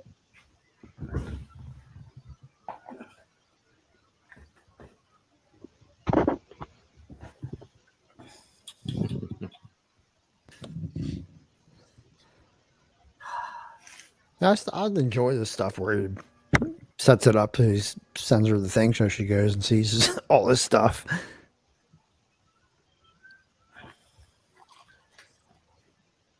I've got to admit though, like her aunt is one of the worst aunts in the world. Yeah. Like she basically abandons the kid. I know. Yeah. Like, would you not do some? I understand, like the museum's closed, but it just looks like she's just like, I can't find her. I'll go home. So just hides her. Chibnall's getting his revenge anyway because all men are bad in his era. So Oh yeah, Yeah. he thinks he's making it equal now. Overcorrect everything. Yep. Yeah.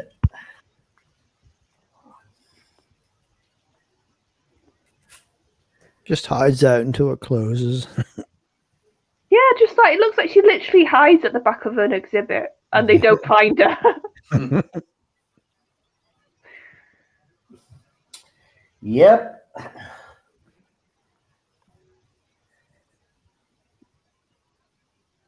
And this is where Dan, he actually did genuinely surprise me with this moment, but at the same time I'm saying, all right, this is absolutely ridiculous now. Oh, now Amy is in the Pandorica. Right? What? And I was like, right, that's it, I'm done. Right? That was Well, it. she tells you it's gonna get complicated. Yeah, Mhm. yeah, exactly. That was He was what winking then. this is complicated, folks. I've messed it up, but look, just go with it. Just go with it. Heck's sake.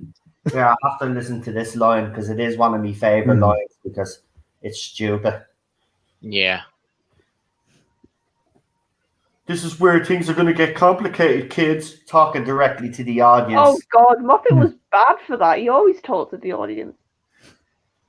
It's not complicated. See, this is what happened, right? He got trapped in the Pandorica, and that's the end of it. Game over. No season 6.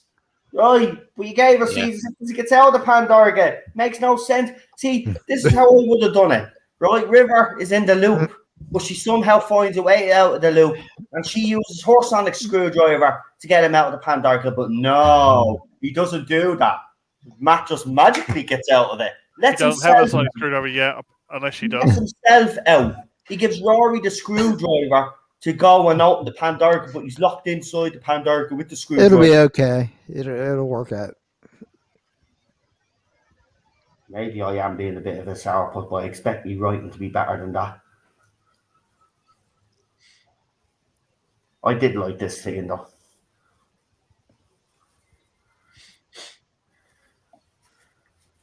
Yeah. Arthur does like matter-of-fact dialogue very well. Yeah. Like I noticed that rewatching. It's not complicated dialogue he gets. It's very to the point, but he's very good at that deadpan, so it works. Yeah.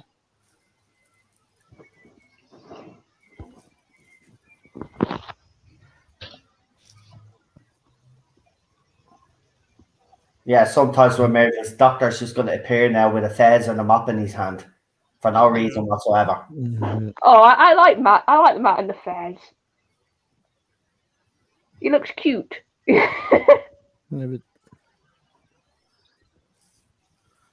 You go from So here's another question as well that nobody's asked throughout the years of this. Where did he get his hands on the vortex manipulator? It's Rivers. River had that. I want to know when River got it. Was that Mr. Racist vortex manipulator? Well, that's the hint that it's Jack's, isn't it? Yeah, Because it's not. he Yeah. says, "Oh, I didn't say." He basically says a line that it's like it's the hand of Jack with the vortex manipulator is what I got. Yeah. But Jack donated his vortex manipulator to Torchwood, not Torchwood, sorry, the unit vault.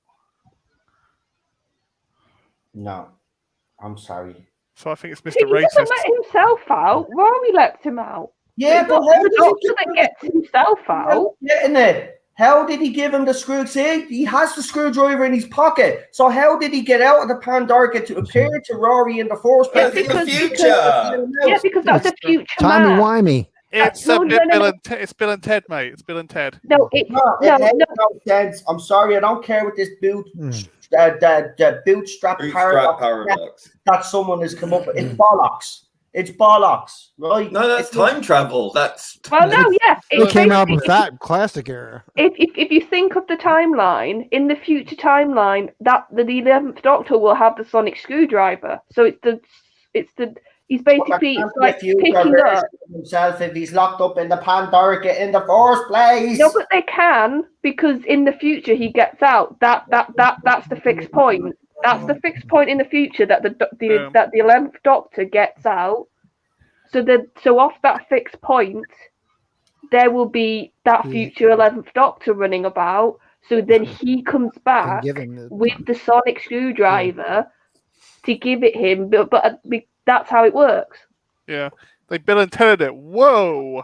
Yeah, it's like the show said. Time does not work in one line. So if you've got a future 11th Doctor at a point running about, having the vortex manipulator, then he can come back and interact with that previous part of the timeline. And because and also think about it, what does the show say about the vortex manipulator? It's cheap and nasty. So because it's cheap and nasty, it can do this. Whereas the TARDIS wouldn't be able to do this because the TARDIS would know that it would break the rules, whereas the vortex manipulator breaks the rules constantly. Yeah. So there you have an answer, Noel. You can like it. You can like this now. I love the fact that I'm not getting a response. That either means it's a really stupid response that I gave, or he sort of buys it a tiny bit.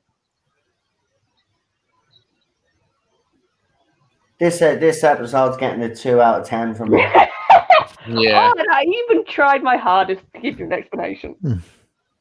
It still doesn't make sense, sorry, but I don't buy that explanation. It could have been I find it's a bit Bill and Ted as could have well. been very easily fixed. Could have been very easily fixed if he had just took a step back and used his head.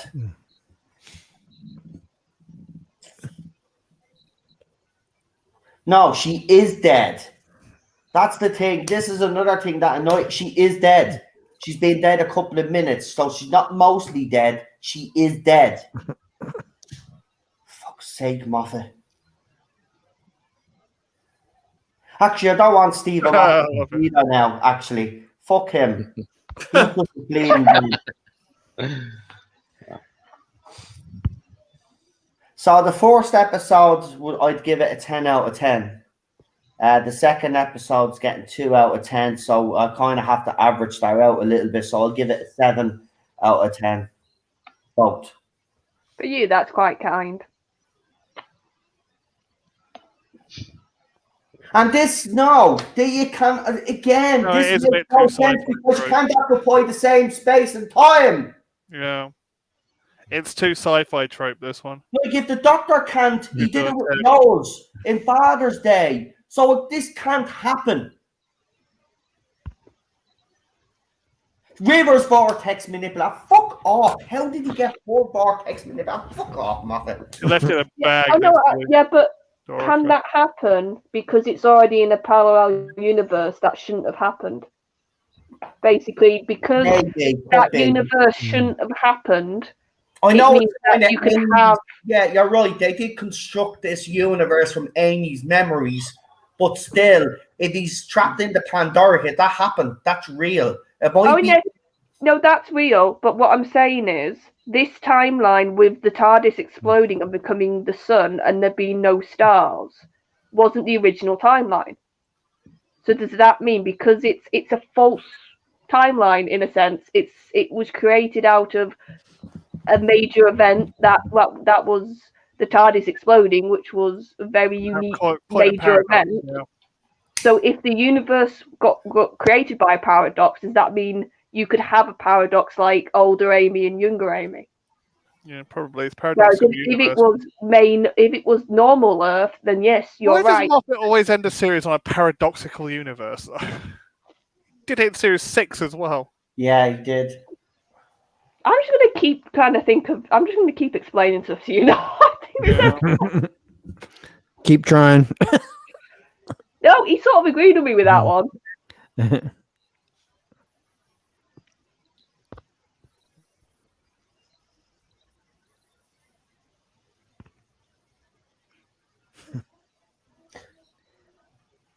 This is why he'll always get me respect, Rory.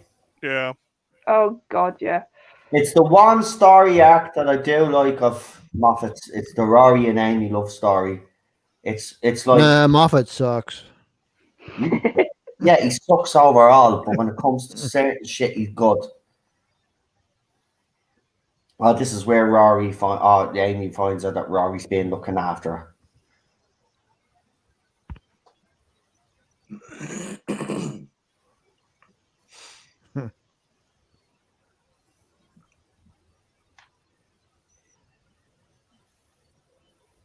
Plus, I love the fact that she's not speaking in the scene; she's just taking it in. Yeah. Look at her face. Yeah, it's all in the face.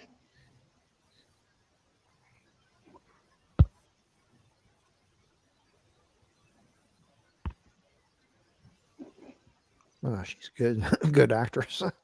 No, Karen Gillan is a good actress, yeah. Moffat got a good team together, I have to be honest. His casting was always brilliant. Moffat.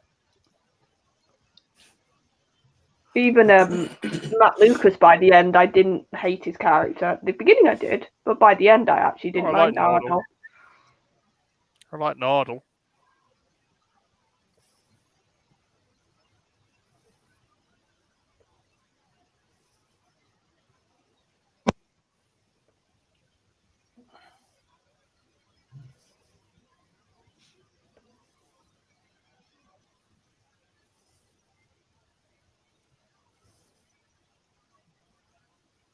I do like this moment, though, because this is the moment where Rory and Amy finally have that moment. And I love the Doctor's reaction to it. Yeah.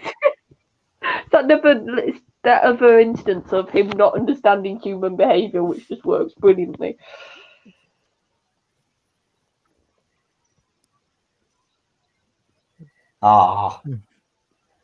Rory's reaction's deadly, though, where he's just holding his mouth and he's side to side, just waiting on her to come to him.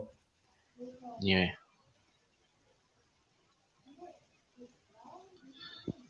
2,000 years. Well done.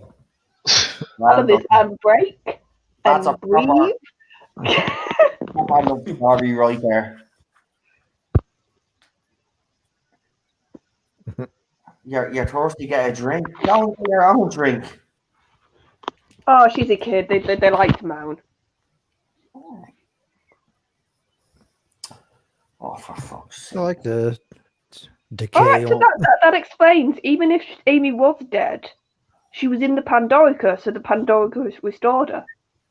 Yeah. So she could have been completely dead. I don't have to She was in the Pandorica. It's after making this even worse now, right? So the Pandorica reboots the universe, yeah? Right? Yeah. Okay, there's a problem with that though. If this is an alternate reality where they have used Amy's memories, Well, then how can he use the Pandorica to reboot the universe? Because Oh no! the Pandorica, no. the real There you universe. go. You give it to him. There you go. Yeah, it still makes no sense though. Oh, no. It's Bill and Ted, mate. It's that kind of Bill and Ted thing. No, but Yeah. no, this universe was not built off Amy's memories. It was the trap that was built off Amy's memories. This universe was built from the paradox of the TARDIS exploding. Yeah. It's a causality loop. They call it massive. Well, I'm causality. telling you, this episode's giving me one big headache. Yeah. My brain hurts. It doesn't help that you got Noel and me trying to like come to an agreement.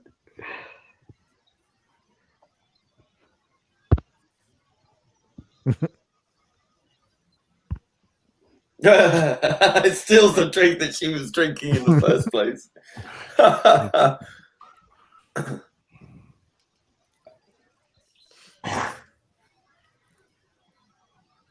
And the other doctor. Oh, my head. Through the roof. Yeah, it's a Bill and Ted one, isn't it? Definitely.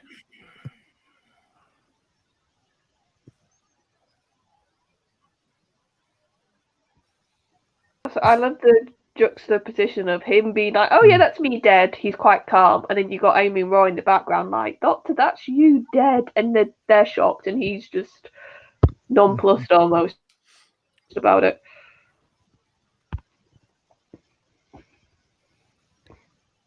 And later they'll do it again on the beach. Oh yeah, that I'm not good. Like but considering the amount of defense I've done for Moffat, later on I'm fully like with Noel with Moffat. It does get ridiculous, but I still think this isn't as bad as it can get with Moffat. Yes, it's complicated. Yes, you have to think a lot.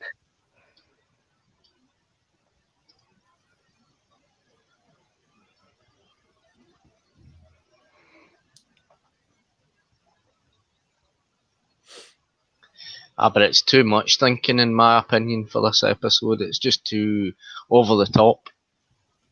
Again, young Amy is at the disappearing, which means that future Amy shouldn't really be there. But he does explain it by saying that they're in the center of the paradox and they're the last light to go out, which is actually still ridiculous. But there you go. That's Moffat's writing for you in a nutshell. Yeah, wibbly wobbly tiny wimey, isn't it?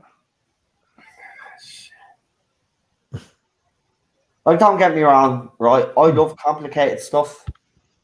I love it, and I do figure it out all the time. I've watched it so many times, and I still can't figure it out because it doesn't matter which way you go with it. It still doesn't make sense, man. It doesn't. It really doesn't, and it pisses me off. Yeah. No, it's not. It's the TARDIS blowing up and blah, blah, blah, blah, blah, because it makes no sense.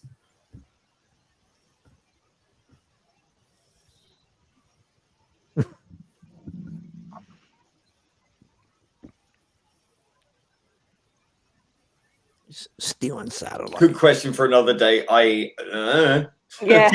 That's what I mean. He didn't even, when he had the chance to explain it to his audience there, he does it. Oh, we'll deal with it another time. But we never deal with it. Yeah. That's why like I said, silence, brilliant idea, bad execution. Because they do say that the silence took his TARDIS or whatever, and but that still doesn't. But, oh man.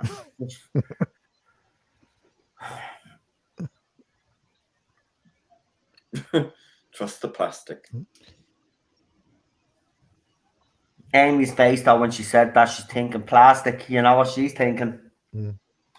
Well, River has a line about that in a minute.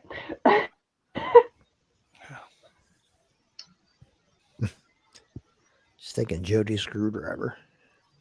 That's where she got it from.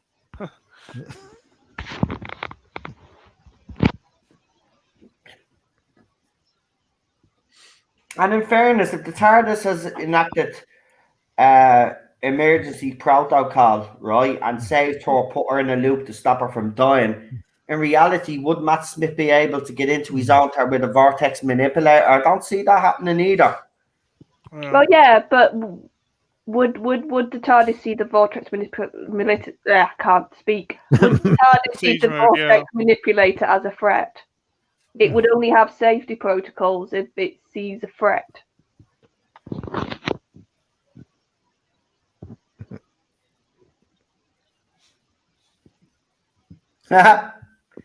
Mean. Mom and Dad. She's older than Mom and Dad. Oh, like this, which does with the fez. I guess fezzes and then aren't the cool. Dalek comes up. Oh, that's a really good shot. It's like River is like, I could say it's like his mother, you know, in a way. Yeah. Yeah, see, that was another thing with the whole River thing. I never bought them as a couple. I just didn't. I bought them as like really close friends. That was it. Actually, I believe the relationship more in the two-part that she had with David Tennant than she did in the whole entire Matt run. Like, or maybe her and Capaldi. Yeah, you could say the same. Yeah, with Matt, it was more like a mother-son kind of. Yeah, or like a brother-sister thing almost, which is even creepier to me when they were trying to do the romance stuff next series. Exactly.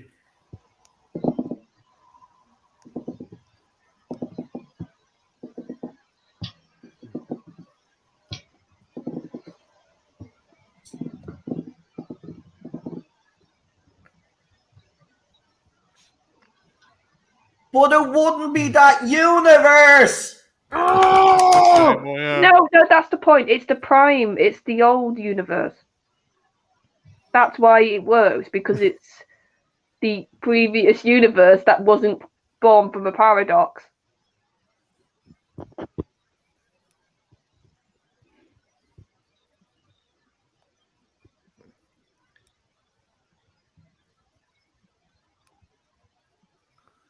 Her whole interaction with the Doctor and the reverse time thing took me a while to get used to or try to figure out, but you know. Well, no, I buy what happens in like 5 minutes and her reaction to that. But like I said, I never bought romance. I bought close friend or brother and sister almost. Because when what happens next, she's royally like, I'm going to destroy you, darling, now, sort of mode. And it's quite a good moment for River.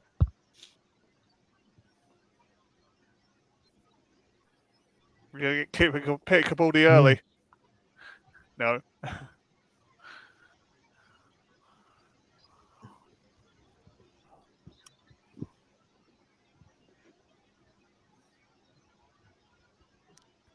Like, look at her reaction now.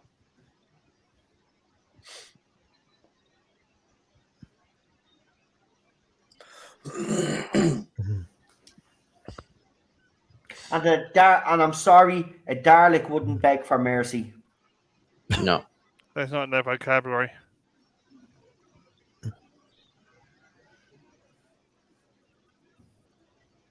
Exactly. Just shoot the fucking thing. It didn't need to say mercy, mercy, mercy. It would never say mercy, mercy, mercy. It's a killing machine. It hates everybody. It never begs for mercy. It doesn't have emotions anyway. It makes no sense. No, the emotion has hate and anger. I almost think he was trying.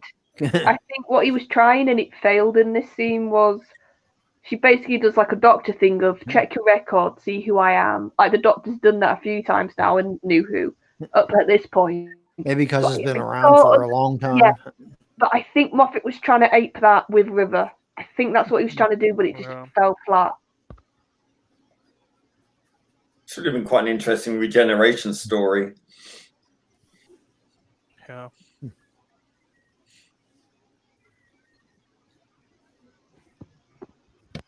Now, this moment coming up has got quite a bit of an emotional thing for me because I connected with Matt from 11th Hour, but it wasn't until the scene coming up that he fully became my Doctor.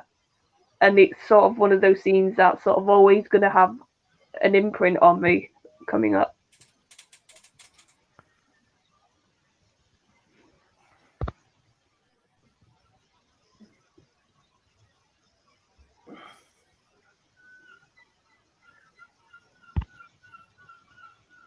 Yeah, I remember that. I do remember with the Peter Capaldi one. They did explain it, but I don't personally think that a Dalek should be begging for mercy. And also someone mentioned Classic Who as well, but I think that was a.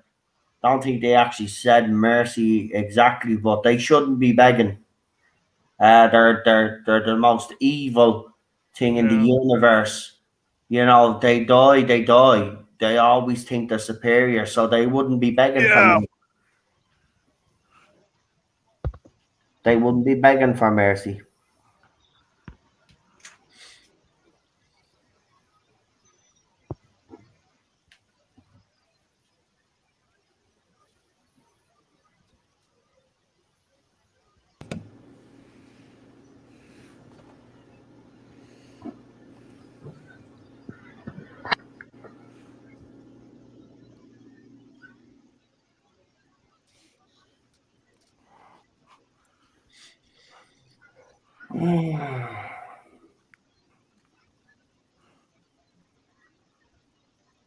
I will compliment Murray Gall's music. Oh, it's amazing for this last 2 episodes.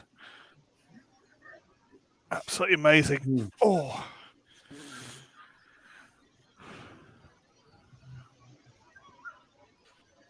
And now this is the Is scene. this the scene you're talking about? When he says goodbye to Amy, and all I'll say is, look at Matt's facial expressions, and just how he morphs his face almost, with no effect, with no makeup.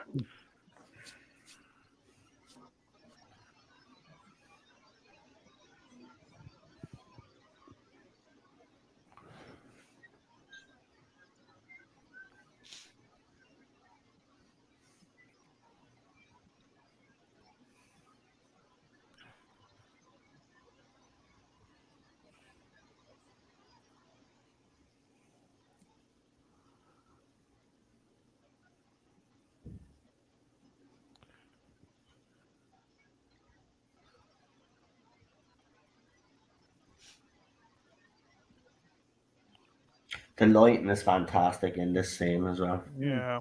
Yeah, it's a lot of things, but Matt just... It's been good for 2 parts, yeah.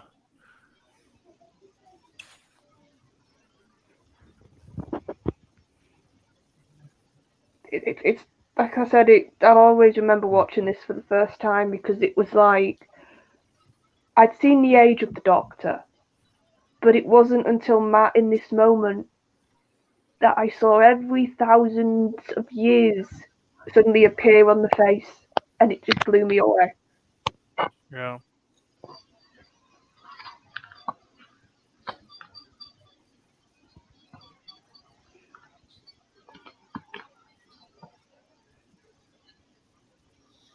And like I said, he's saying to her why he's doing it. He's doing it to save the universe, but he's purposely doing it in a way to give her a family. And I was just like, if that isn't the Doc, like, it's just like, that isn't what I love about this character. That even in this moment where he's hurting and he's in pain and he's like, thinking about her. He's thinking about Amy. He's thinking about his companion.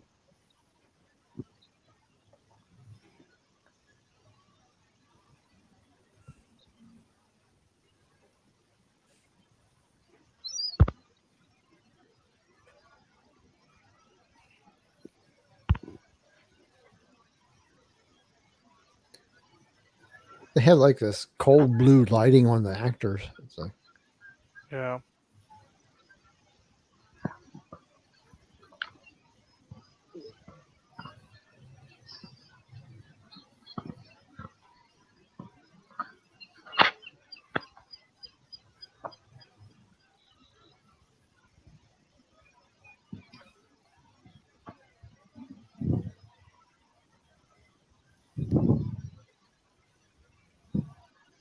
That's how he gets the screwdriver.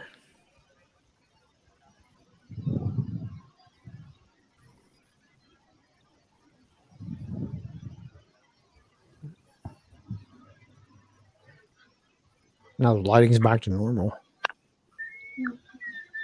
He's actually telling her though as well, in a way. He's not telling her directly, but he's telling her, if you remember her parents, so basically if you remember me as well, I'll come back. But he won't tell her. I don't think so. I think he wasn't thinking that. I think he was telling her, remember your family, and because you can do it.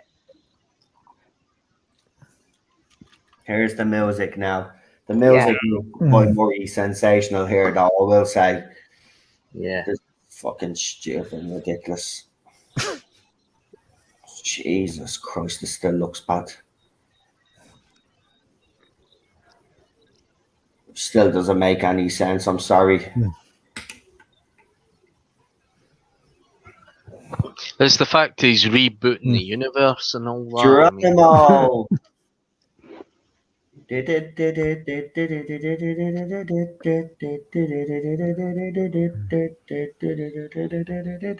Well, you could be watching Love Island. I'd rather watch Love Island than this second part. Yeah. Oh, how dare you! Come on. I'm serious. You just don't realize how much I hate this. This made absolutely no sense whatsoever, and now we just had to deal with his shit then next season. Yep. That Wedding of River song was it was really it was a really bad one for me. I'd given up a bit at that point. I was sort of like in and out watching it at that point. Oh, terrible. Yeah, I'll give you that.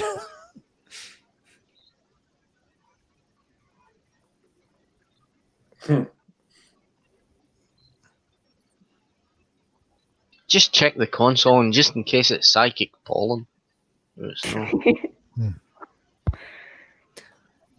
the Dream Lord.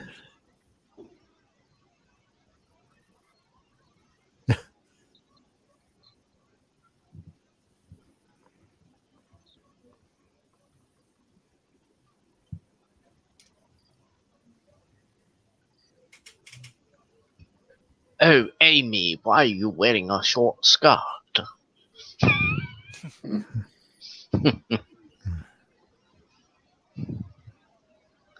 It's not becoming for an activist. I like it.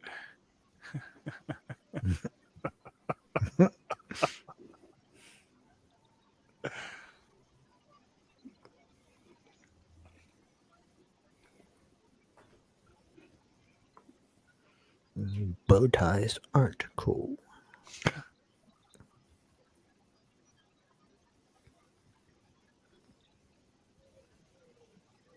Uh-oh.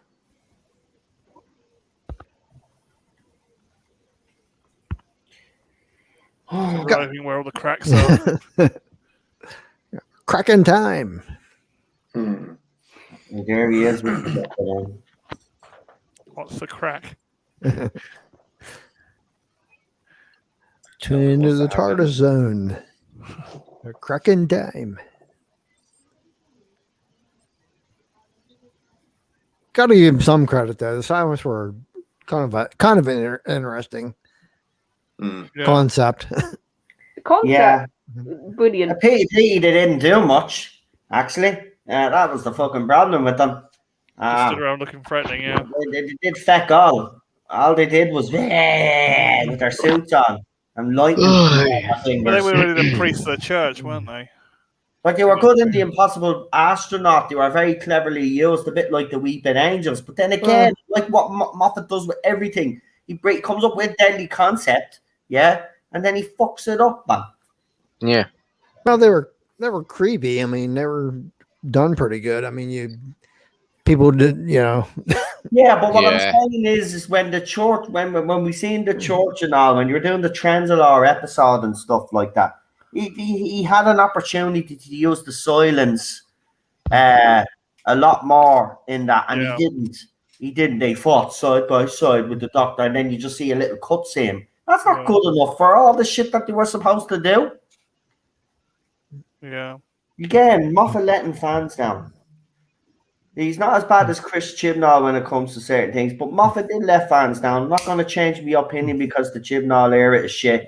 Oh, This Chibnall knows lets the whole part team down. was absolutely dire, and it does deserve the criticism I'm giving it because it made absolutely no sense whatsoever. And this is Moffat's era all wrapped up in one episode.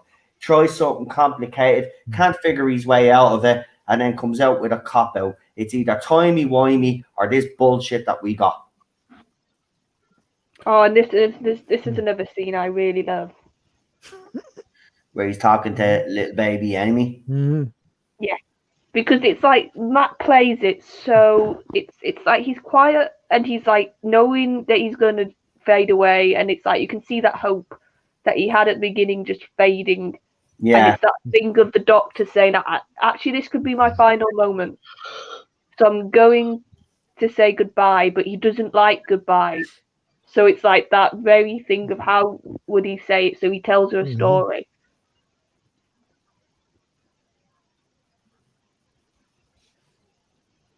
Said a daft old man who stole a magic box. Yeah, but you're not that anymore. Yeah. You're some fucking kid that we don't know where you're from, a refugee from somewhere that went to a planet and then stole their technology because you're a thief.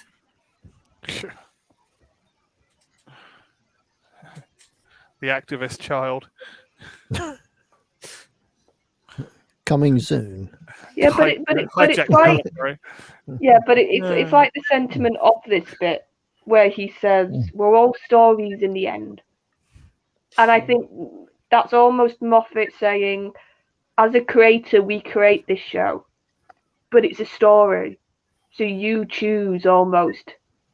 I think this is him almost admitting almost the folly of being a showrunner, that you can make things happen and you can choose your storyline, but it's all about what's remembered, what's kept, and what's brought forward. Do you know what I hated about Moffat's era though as well? How he dragged out doctors leaving. Like, this is dragged on for 5 minutes now. We get it, right? There's a crack in the wall. You're stuck in a fucking void. Who gives a shit kind of thing? Like 5 minutes of this shit. Like, come on, get with the program. It's drama, man. Yeah, it's dragging it. It is dragging. I really forgot how much. The episode was finished about half an hour in, so there we go. Do you know that? I've just realised how much I actually used to hate Stephen Moffat. Oh, the feelings coming back. I like this mushy stuff sometimes. I will admit to you, I do think Capaldi's speech, though, it got to a point that I was like, oh, come on, just regenerate. I know. We get it. Yeah. Which is a shame, because I was actually looking forward to Peter's last speech, because he did brilliant speeches usually for Peter. And then it got to that regeneration one, and at a point he's shouting about not eating pears. And I'm just like, why are we still talking, Moffat? Just stop. Yeah. Well, Peter's speech in the Silurian episodes was good. Oh yeah, that's what I mean. He usually did the good ones for Capaldi, and I was really looking forward to his leaving one, because Matt's is perfect. I think even people who don't like Matt's Doctor will admit his final speech is just the right amount of sort of sentiment. When Amy says "Raggedy Man," I'm gone. It's one of the most beautiful regeneration scenes actually in the era. Actually. And I was like watching it with like floods of tears. Yeah, Amy, don't go. That's it, Amy. You're getting married now. You can't get out of this one and run away with the doctor. Oh, there's your mother that you didn't know existed. Yeah, well, why would you be acting surprised? See, you wouldn't remember, you see. That was another thing from Moffat's writing that I didn't like. See, you wouldn't remember if the universe was rebooted because, like, you'd have no memory of it whatsoever. So, in reality, your mother and father would have been always there and you wouldn't act surprised. Again, oh, shut up now. Moffat is just doing me head in now.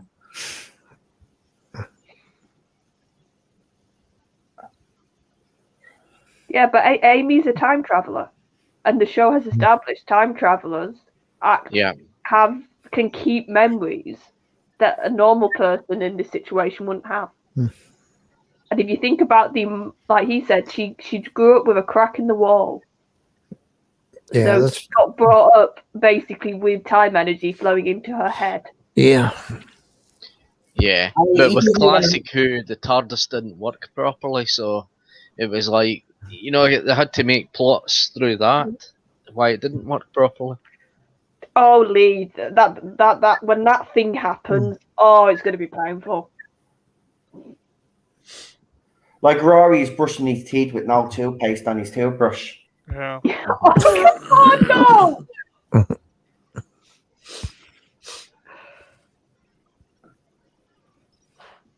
See what? It's going to be interesting when you do pick your top 5 Matt episodes, isn't it?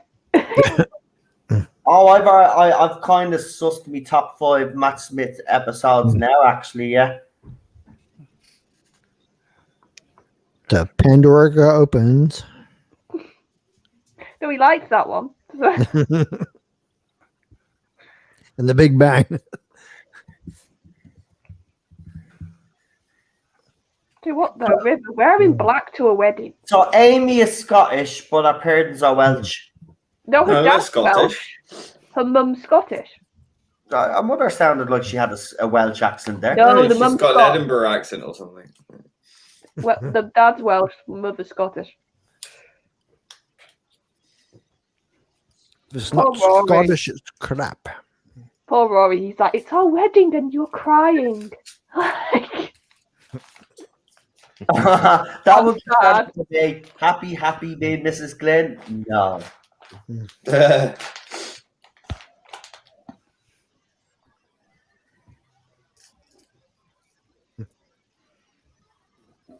Yeah. 500-year diary. River just happened to leave a diary there. Like, makes no sense. Right, she just left a diary there for you. And then she just walks past the window all mysteriously for no reason whatsoever. Not just happened, she did it purposely. Can't wait. I can't wait Diary's to empty. song to his answer, Jodie Whittaker, 28 the most hated episodes of Doctor Who. All 3 seasons. There you go. Yeah. Oh, Every episode. yeah. Bow tie. See, I like how he works in the whole something borrowed, something blue thing. I like how he works that in. She's trying to remember him.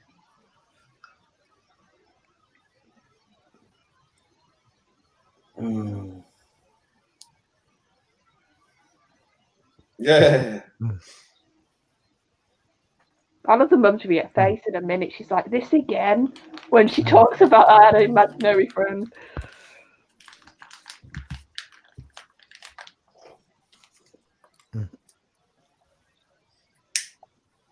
Oh, and Daniel, you can't cancel me because if you do, you don't have a co-host. I'll get Cockney. Yeah, Courtney trying to review Line of Duty. That'd be funny. Something happened, and I don't bloody care. I don't, It's he's like, I necking a don't replicant. There wasn't a space battle. I don't care. Yeah. Don't care. It's not talking, necking a replicant. Cockney's like a Cockney Robin Williams. I know. Stream of thought stuff. It's like, Yeah, Oh, here we go. Cue the TARDIS right on time. Yeah.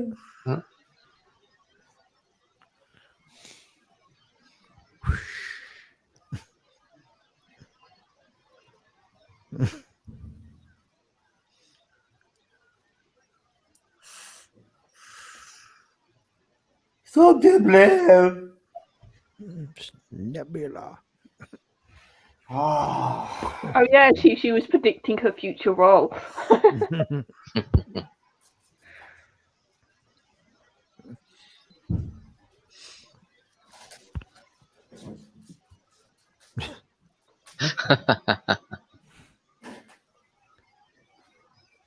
Ta-da.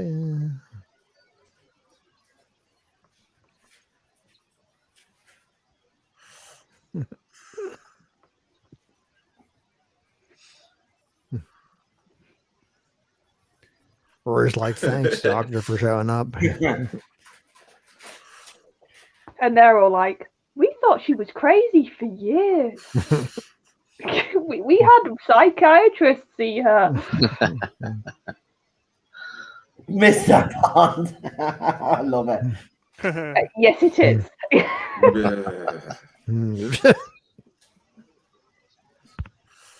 I know you were, Daniel. I was as well. This is Matt all over. I will say that the thing that I do like about Matt's Doctor is that, like, he did socialize, and when he did, he was so awkward. The dancing is brilliant in this. He just doesn't care. Look, Yeah. at him, look.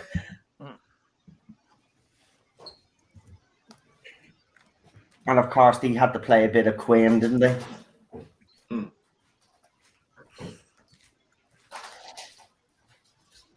Yep.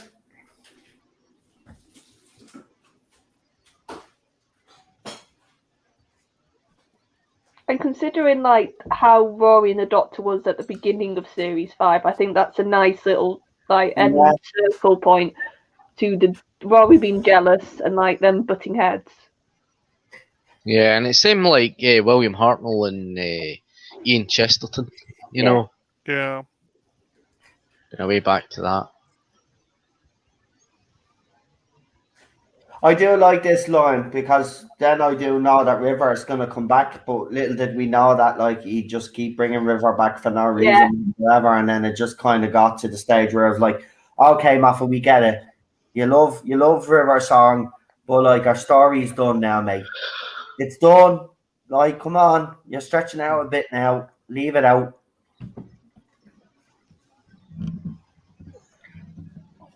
I already knew it was his wife. Yeah, this sort of made it obvious, didn't it? Yeah.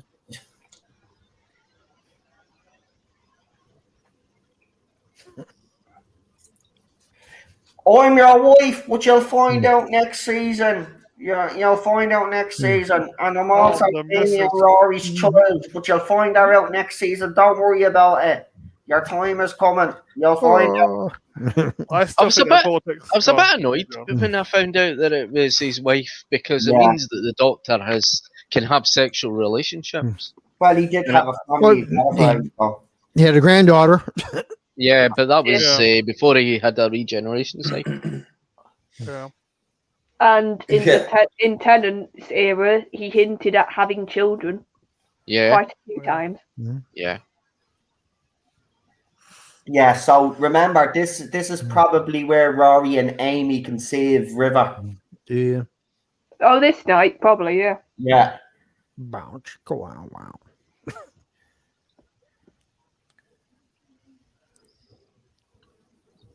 Go get busy, guys.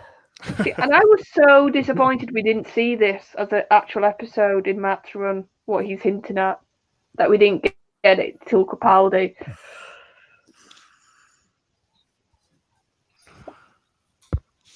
An Egyptian god roaming loose on the Orient Express. Yeah. Yeah. I love the fact that he stayed with him on their wedding day. Yeah. On their wedding night. Threesome. And then in between all that, they managed to do hanky-panky in the TARDIS. Sorry. It's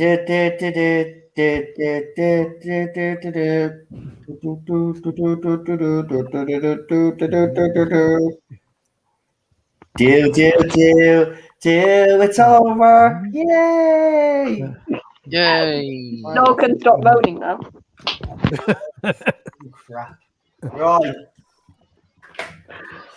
I'm not going to say anymore. Part 1 was great for me. Part 2, load of bollocks. Still is. Moffat, still hate you. Not as much as Chibnauber, still hate you.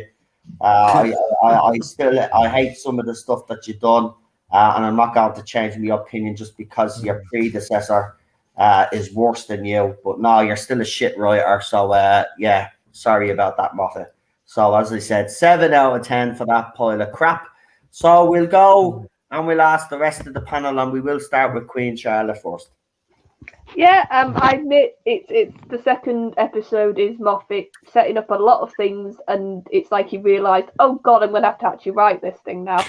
So it's a lot of plates spinning, but I do think some of the stuff, if you do like try and keep track, it is there. You just have to really sort of go, right, this happened and this happened.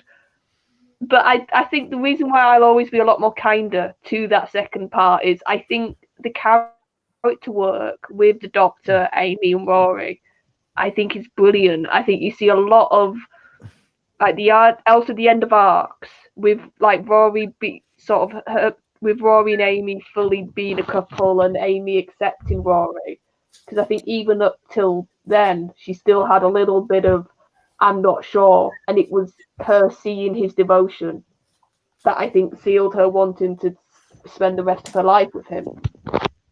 And like the Doctor sacrifice, the fact that he was thinking about Amy and he wanted to try and give her that family, I think's lovely, and it's so much of the Doctor. There's lots of scenes, there's little scenes that I just think that's a really clever little scene. So I'll probably give the first part 10, like you, but I'll be a lot kinder with the second one. So I'll probably give that one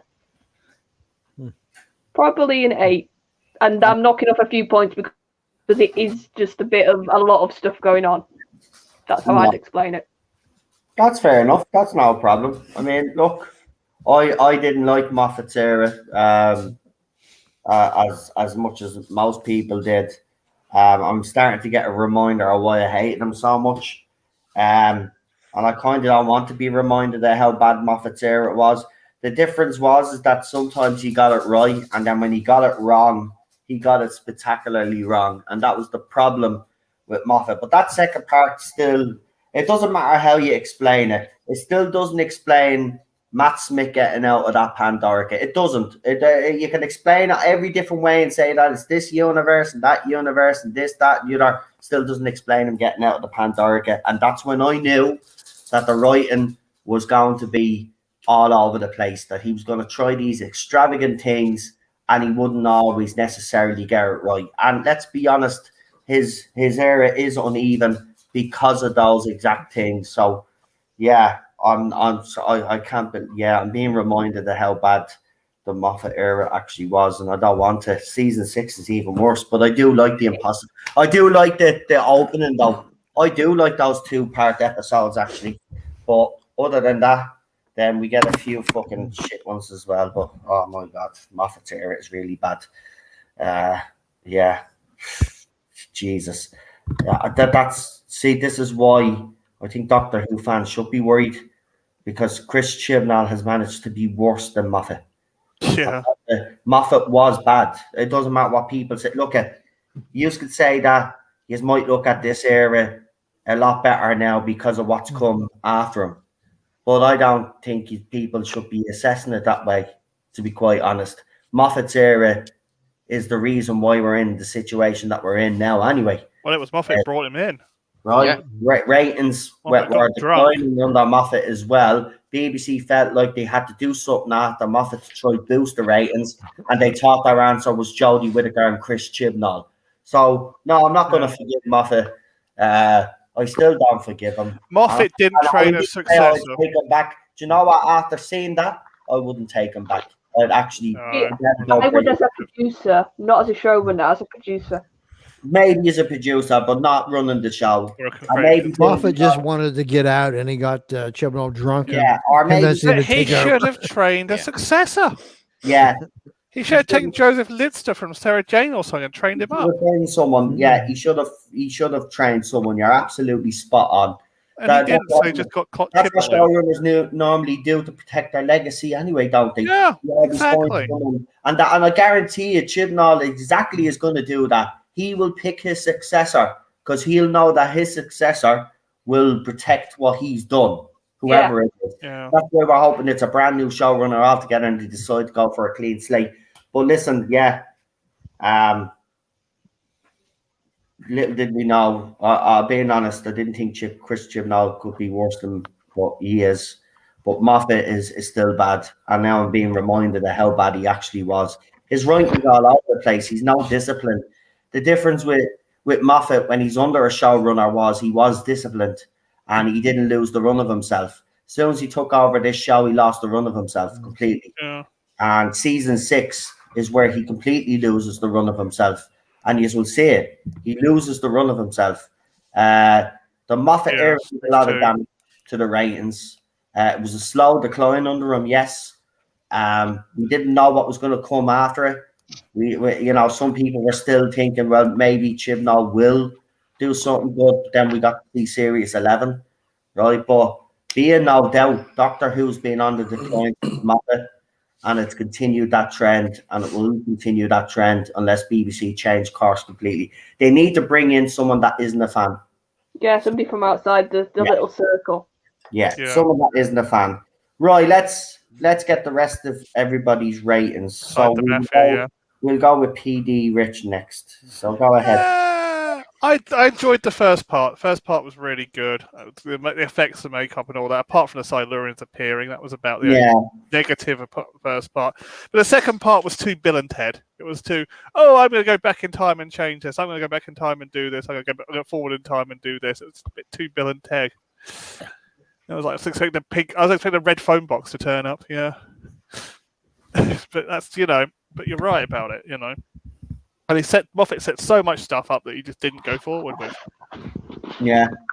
Yeah, so ratings wise, I'd say 9 for the first part and 7 for the second part. Okay. I seem to be the most harshest on the second episode anyway, but there you go. I don't know, he's not. I did warn you last week. It was always going to be the case because I knew I wasn't going to change my mind on this. No matter how bad Chibnall's, I think that's a very dangerous thing to do and a very dangerous road to go down anyway.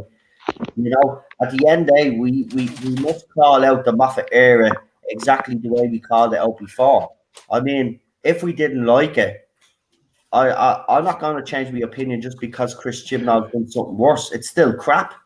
We expect a certain level. RTD brought a certain level and a certain quality. No showrunner since RTD took when New Who came back, right? Moffat and Chibnall haven't even reached those standards. They haven't even come close to RTD, and that says a lot. Even Moffat hasn't come close to RTD. No. So, this was always the problem. RTD fucked it up for everybody else because he literally hit the ground running. Yeah, and he was a fan too, right? And the show became a phenomenon overnight. So whoever was going to take over from RTD always had a hard job. That's why they brought in Moffat, because with his writing style, they thought, well, maybe he will be able to do it, but he failed. He failed. Yeah, they should have got an in-house hire. Right, Super Doctor, you're next. Well, I think the first episode was quite good, but it seemed to kind of degenerate as it went on, and it was Moffat trying to overcomplicate himself with plots and all that and ideas and just throw them together for one big mishmash of an adventure, and it doesn't work. It just falls apart. I mean, you get into episode 2, it's completely just falling apart, and he's trying to dig himself out at the end, and the whole episode just doesn't work for me. It's overcomplicated, and it's dire ideas and all that, and it's like it's just a complete waste of time watching it again. And I haven't seen it in about 10 years, and it's still as bad. But it's not as bad as series 11 or 12. But it's just totally avoidable. And I mean, even going into series 6, episode 1 was okay, but it kind of degenerated after episode 2 again. Yeah. And then you get the wedding of River Song and all that, and the good man goes to war and all that. And these episodes to me they're utterly boring. Yeah, it was it's total letdown. And even the series 5, the climax was just completely an utter letdown. And I was completely I was completely speechless by it when I saw it in 2010. I thought, nah. So I'll rate the episodes. I'll rate the first episode as 8 out of 10, and the second episode 4 out of 10. No problem. Alpha Omega. Okay. First episode, I give like a 9 out of 10. Second, I give a 6 out of 10. And as far as like producers, showrunners, they call them now. In the past, you had Barry Letts, who cared about the program. Also, Philip Hinchcliffe and RTD, and I think Moffat also fits into that category. No, he did care for the show. Look, no doubt that man cared for Doctor Who. He did. But I'm not going to sit here and say because Chris Chibnall's era is bad that all of a sudden Moffat is this great as writer. His writing is still shit. And just because a few years has gone by, I'm sorry, the second episode was dire. It was shit. And this is what we're going to get from Moffat now in season 6. He does the same in season 7. That's Matt Smith's last one, yeah. Season 7. You'll see it just it gets ridiculous as it goes on. Well, tries these overcomplicated plots, and then when he goes to try and explain it, then he might give a partial answer, but he never fully explains it, and there's always something left unexplained. And that's why he did the whole Trenzalore episode to try and explain most of it. But even that episode, even though it is a good episode and I do like it, he didn't explain everything. He still left loose ends because he was never going to explain all of this. But go on anyway. What were you going to say? Can I say, yeah, he's not. I don't think he's as bad as you're making him out to be. I mean, he's not that. I mean, I'm not saying, well, he's not as bad as Chibnall. Even on his own merit, I don't think that his tenure in Doctor Who was that bad. And I guess we're going to just have to disagree on that. But I don't like him bringing back people all the time from the dead. And I don't know. I think you may, and a lot of yous on the panel that like Moffat, I think a lot of yous may, when yous watch back again now, and yous will see what I'm talking about. I think a lot of yous will start to agree with me. His writing is that bad. It's just what his saving grace is that he was more consistent than Chris Chibnall when it came to deliver stories, and he had a good writing team around him. Whereas Chris Chibnall and his writing team are totally incompetent, so every episode is boring and is mundane. Moffat does get a pass in some because, as I said, he has a writing team there that know what they're doing. And to a certain extent, when he doesn't overcomplicate plots, and there's certain episodes that he does write when he keeps it simple, which we'll see as we go along. Like the God Complex, as I said, like the Night Terrors one. They're episodes where it's less complicated. He strips it down and you watch those stories and you're engaged in them. But there's a lot of these other stories where he tries to overcomplicate the plot. I guarantee you a lot of you will change his mind. Stephen Moffat's era is not as good as people think it is. RTD's era in New Who is the best era of Doctor Who in New Who, full stop. Moffat doesn't even come close. Chris Chibnall is even far behind Moffat, which is the shocking thing. If he was on the same level par as Moffat, I don't think he'd be getting as much criticism, but he still would be getting criticism. Doctor Who fans, believe it or not, even under the Moffat era, were not happy. There was a lot of them not happy. And I think you will see, he does look at the difference, as I said, between Moffat and Chibnall is that Moffat and his team wrote a lot more better episodes than Chibs. Chibs has wrote one that we can all sit on the panel here and universally say that we loved it. There's not one. Well, that's what I thought. So that's it. So that's where I stand on it. But we'll see. As I said, we'll just keep watching anyway. But yeah, this is starting to remind me of why I hated Moffat so much, and why I was delighted to see the back of him. That's why when Chips first came in, He went too long. He went on way too long. He should have trained a successor and got out after Capaldi. That's it. As he got he wanted to get out, but they wouldn't let him. Yeah, he got what? Just like JNT. Got JNT, anybody, so they kept. Yeah, they asked him to stay, and he did. And fair play, I'll always give him that, like, for staying. But he shouldn't. In reality, he shouldn't have. And BBC actually should have put the show on hiatus then. Actually, I honestly do believe after the RTD era, it was already starting to get stale, because the ratings, if you look for the specials, the David Tennant specials, bar the Walkers of Mars, the other two specials didn't fare that great. They still got good numbers, but they didn't fare as great as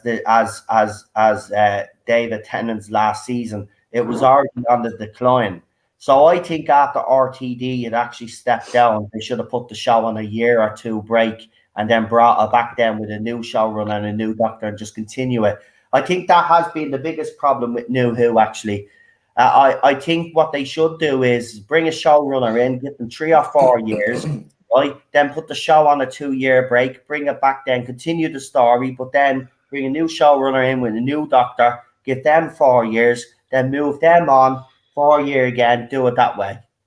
You know, but always put a break in between, a year or two break in between. Now, I know we get that with Chris Chibnall, but the problem is what he's producing is absolutely rubbish. But let's get Lee's opinions on tonight's episodes and his ratings. So, Lee, what would you rate the 2 stars? First of all, I mean, I agree with a lot of what's been said from both sides. You know, I had my problems with Moffat. At one point, I had a rant. You know, I think it was after he did the Dalek, actually, that I'd had enough.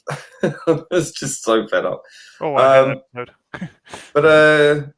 yeah, I mean, it's the first time I've seen this for years. And you know, so the first half was pretty damn good, actually. Obviously, the Cyberman thing was a bit silly, but you know, I mean, that's to be expected. Second part was, you got the bootstrap paradox in there, which kind of, this is the thing that he always does. You know, it's just, I can't explain that now. He writes himself into a corner and just sort of waves it away, doesn't he? But I suppose with history and everything collapsing, you can probably kind of get away with it, but it's not explicit. You know, it's not, well, here's the explanation. It's kind of left to you to wonder. And he does over convolute things and drag things out, especially with that scene, which was quite touching, but again, it just went on too long, where he's with Amy, the young Amy, in her bedroom, and it's kind of like kind of get on with it, you know. There's sort of elements that just seem more fantasy and magic than science and science fiction, which is kind of typical of his sort of fairy tale mentality. It is a bit over the top in some respects. It's got some great bits of humor in there, some really good dramatic scenes, some touching scenes, but there are some silly nonsense bits in there as well.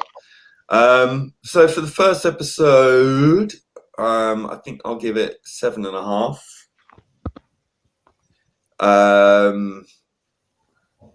And the second episode, hard to say, sort of 6, I think. Okay.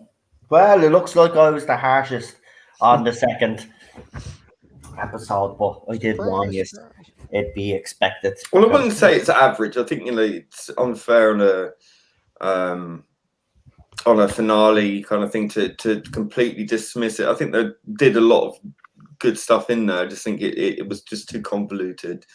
But it was more than just average, you know. It's just, you know, I mean, it could have been better.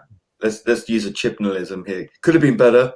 But yeah, that's where I'm at on that. Yeah, interestingly enough, now we've got the start of season 6, which is a 2-parter, isn't it? The Impossible Yeah, the Astronaut. Impossible And I just want to say as well, news coming in that Richard Donner, the director of Superman and Superman 2, has passed away. Oh, we've had so many deaths in the last couple of weeks. Yeah. So yeah, just thought What I'd mention that. the I'm gonna have to shoot off because I need to eat and I need to go on Cockney's Box channel and I can't do just both at the same started. time. Yeah. I was wondering why Superman was trending. He was 91. He had a good innings. Wow. Yeah. He had a good innings. So rest in peace, actually. Because I just wish he could pass away knowing that Superman was in safe hands, but it isn't. So it's a shame. No. All right, guys, I'll see you soon. No Yeah, problem. Taters. See you, Bye. Bye. Right, we'll do the channel shout outs as we always do on this channel. And then I think we will leave it at that. But I can't, yeah, that's actually sad now, man. That fucking hell. But 91, look, good innings. That's a bloody good innings. So, you know, but it is. Russ lived to see 99 a bit. 91 a miracle. But he is right. Superman's future is up in the air. Oh yeah, with Jar Right Jar. now, but we'll Jar see. Jar and Tahisi, yeah. Right, let's do the channel shout outs. So we'll start with Queen Charlotte. Yep, so tomorrow it's me and Daniel back from our little break with Line of Duty. And then, yeah, so we've got episode 2. So I know, my brain's not working. Episode 1 of series 2, that's why I had 2 in my head. And then next week we'll do episode 2, then we'll do episode 3, and then go on another little break. Fantastic. PD? Join me on Cockney's, hopefully, and Cockney's streaming now. I'll be along about 10, 20 minutes time, so hopefully if you're still streaming, I'll catch you there. Fantastic. And Alpha Omega. Yeah. I just put up a recent trailer for something I'm hoping to do, like Farscape Fridays. Wow. And I'll be doing reviews of the episodes, and maybe even if anybody has any interest, I'll be doing like live, watch-alongs type stuff. Fantastic. Yeah, get subscribing. As I said in the last video, I'll put Alpha's channel, Cockney Spock's, Daniel's, all the channels that. I'll tell you what, Noel, you're really building a community. Well, everybody's streaming, like PJ, maybe Daniel, are all working together. Yeah, Alpha's streaming now. Yeah, and I appreciate everybody who's supported me and retweeted stuff and put share links and stuff for stuff I put up. I really appreciate it. Listen, we're all friends here. We all support each other. And when someone from our community decides that they're going to go out and do YouTube, whatever it is, we'll support them. We always have and always will. It's the one thing that I am actually proud of on this channel. I've always supported new people that have come onto this channel, and and I'll never stop that, even though like it has backfired on me a few times. I'm not that kind of person. Listen, I know how lucky I am to be on YouTube and to have the support that I have. So if I can help people out there in any little way, whether it's a retweet or whether giving people a platform to come on and plug themselves, I will always do that. It's what I've always done, and I'll continue to do that, because at the end of the day, I do believe that everybody that wants to do something like that deserves it, and deserves to have a voice and to be listened to. So yeah, I will always do it. But look, it's great to see everybody out there. I said it to Daniel earlier on. It's great to see Daniel out there now, spreading his wings and appearing on other people's channels now, and doing his own thing on his channel. I'm very proud of him, actually. I said it to him earlier, and he should be proud of himself as well. He's done some great stuff with Charlotte. So, I mean, he's not the only one. There's other people out there that are starting to go on other people's channels as well. And it's great to see. I'm glad you are all doing what you love. I'm glad you are all enjoying it. And that's you know, as I said earlier, this channel has a bad reputation, unfortunately. But the one thing I am proud of is all the things we've accomplished on this channel together, the little community that we've built up and supporting each other whenever, all the time. It's amazing. You're such a great chat, and the people that support me as well, behind the scenes and stuff. You know who you are. Thank you. It all look, you know, you make it worthwhile getting up every day and me coming on here and doing streams for you. So I thank you, and that's why I'll never take you for granted, or I'll never get too big for my own boots, because you know, at the end of the day, all I am is an ordinary guy that has a YouTube channel, and that's it. I'm not a celebrity. Don't claim to be. I don't claim to call you fans or anything like some other streamers would out there. At the end of the day, they're just like me. They just happen to have a couple of more 100,000 subscribers, and they think they're celebrities. They ain't celebrities. They're like me. They just happen to get lucky. But I'll always remember that you guys, the audience, people that watch me, support me, are the most important people on this channel. I just come on and I do what I do, and I have you guys support me. And again, the fact that you go and support everybody else that has a channel, really thank you, because you know it's nice to see us all spread the love and support all our friends, because they're all worth subscribing to. So if you haven't subscribed to Alpha Omega's channel, please do. Check out Daniel's channel, PD Rich as well, and check out Cockney Spot, PJ maybe. As I said, Dan the Spacebook earlier. Who else did I mention in that list? Problem being, I put up his 2 channels. So All Dread Audio Visual. Actually, in saying that, Lee has been working on the new trailer for me Friday night panel show. He's given me a little snippet of what he's done so far. So there might be an announcement coming very soon. I'll let you know this week. But we'll be launching that new panel show soon. As I said, it's for Friday nights. So Friday nights back on the Tarda Zone. We haven't had them in a while. So can't wait to launch this new panel show. It'll be on before Friday Night Tights, as we always have been on, always before Friday Night Tights. I used to consider the stream that we did as a little bit of a warm-up stream before Friday Night Tights. So we're going to have our own panel with new panelists, and some the panelists that you're familiar with as well.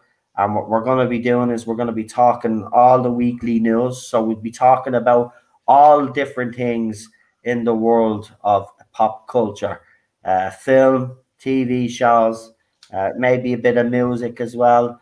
We'll be reading articles, and we'll be given a balanced view. It's the one thing that I am adamant about, that will give a balanced view. Also, we'll be talking about the projects in Hollywood that people are buzzing about, because if you look at most channels out there, they're not covering the good stuff that's happening. It's not all doom and gloom in Hollywood and in BBC. BBC actually do produce some good shows still. It's just certain shows that they've messed up. But there is good content being made out there, and I just want to highlight some of that as well, because I think we've forgotten what we're supposed to be doing on these channels, which is covering pop culture. So you don't just cover the negative, you know? Yeah, we're losing our way. You also cover the other stuff, the positive stuff that's coming out. Because as I said, it's not all doom and gloom. So that is my aim for that. And we're going to be doing that. And we're going to have panelists. And of course, we'll have different panelists, and they'll have different opinions. But it won't be all people agreeing on stuff, you know. And people will be obviously bringing articles that they want to highlight up into on this panel as well. So that's the point of it all. So Lee is working on the trailer, and he sent me a screenshot. And I'm just going to say something to you guys, right? You know I always praise these trailers, but holy shit. Holy shit. I've only seen a screenshot now, by the way. But holy shit. if the screenshot, right, if the screenshot is aren't what I think the trailer is going to be, right? I say this with every trailer he does, but this will be the ultimate trailer. I mean, this screenshot blew me away, and I can't wait for you to see it. Now, we have a little plan that when he does get the trailer, he's going to premiere it on his channel first, because the last time he did the trailer, I premiered it first on my channel. But I thought it'd be best that he premiere on his channel first, and then I'll premiere on my channel. But there will be a new trailer coming up, and it will be introducing the new show. Then you will know the name of this new panel, and hope you can join us every Friday, because it's going to be Friday nights on the Tartar Zone again. Listen, Friday nights was always our most popular night, and I stopped doing it. I kind of regretted it. But I think this new stream in the place of the Tartar Zone Talks. Now, people will say, why is the Tartar Zone Talks gone? It's not gone. It will come back when Doctor Who returns. There's no point of having that and talking about the show when it's not here. You know what I mean? It's not even on TV. So that was the point of the Tartar Zone Talks. That concept and that show came about because after every episode, fans were giving out online about it. So I decided that we'd do a phone-in, and that's how the Tartar Zone Talks was originally born. It was a phone-in thing at first, and then obviously then it changed to bringing on people to have their say then, one at a time, which I think is good because it gives everybody a chance to have their out. But that will come back. But the new panel, I'm really looking forward to. So I'm a bit nervous because when you launch a new stream, it's you know, it is a nervous time because it's either going to be a hit or a miss. That's how cruel YouTube can be. But I'm looking forward to it. I'm going to try to be a bit more professional as well, because I really want this to work. So I'm going to try to be a bit more professional, so there'll be less of the F-bombs that you'd normally get in normal streams. So yeah, and I want to make sure that everybody enjoys it as well. So I am a bit nervous. But I see we've lost Alpha Omega. Does everybody just have to go? Am I talking to my boarding is on? Yeah. All right. PD Rich says, yeah, we are boarding. You are boarding. No, you're not boring us. I'm only joking. I knew you weren't saying got no. go. I just wanted to pull your leg there, Jesus. I know you're not. I don't know. Did Alpha say you had to go? Did you have to go, mate? Yeah, he said see you on the chat. So thanks for popping on anyway. And Alpha, let me know, will you? Are we doing sliders this week? Let me know, because remember, myself and Alpha are still doing the sliders episodes. So we watched the pilot.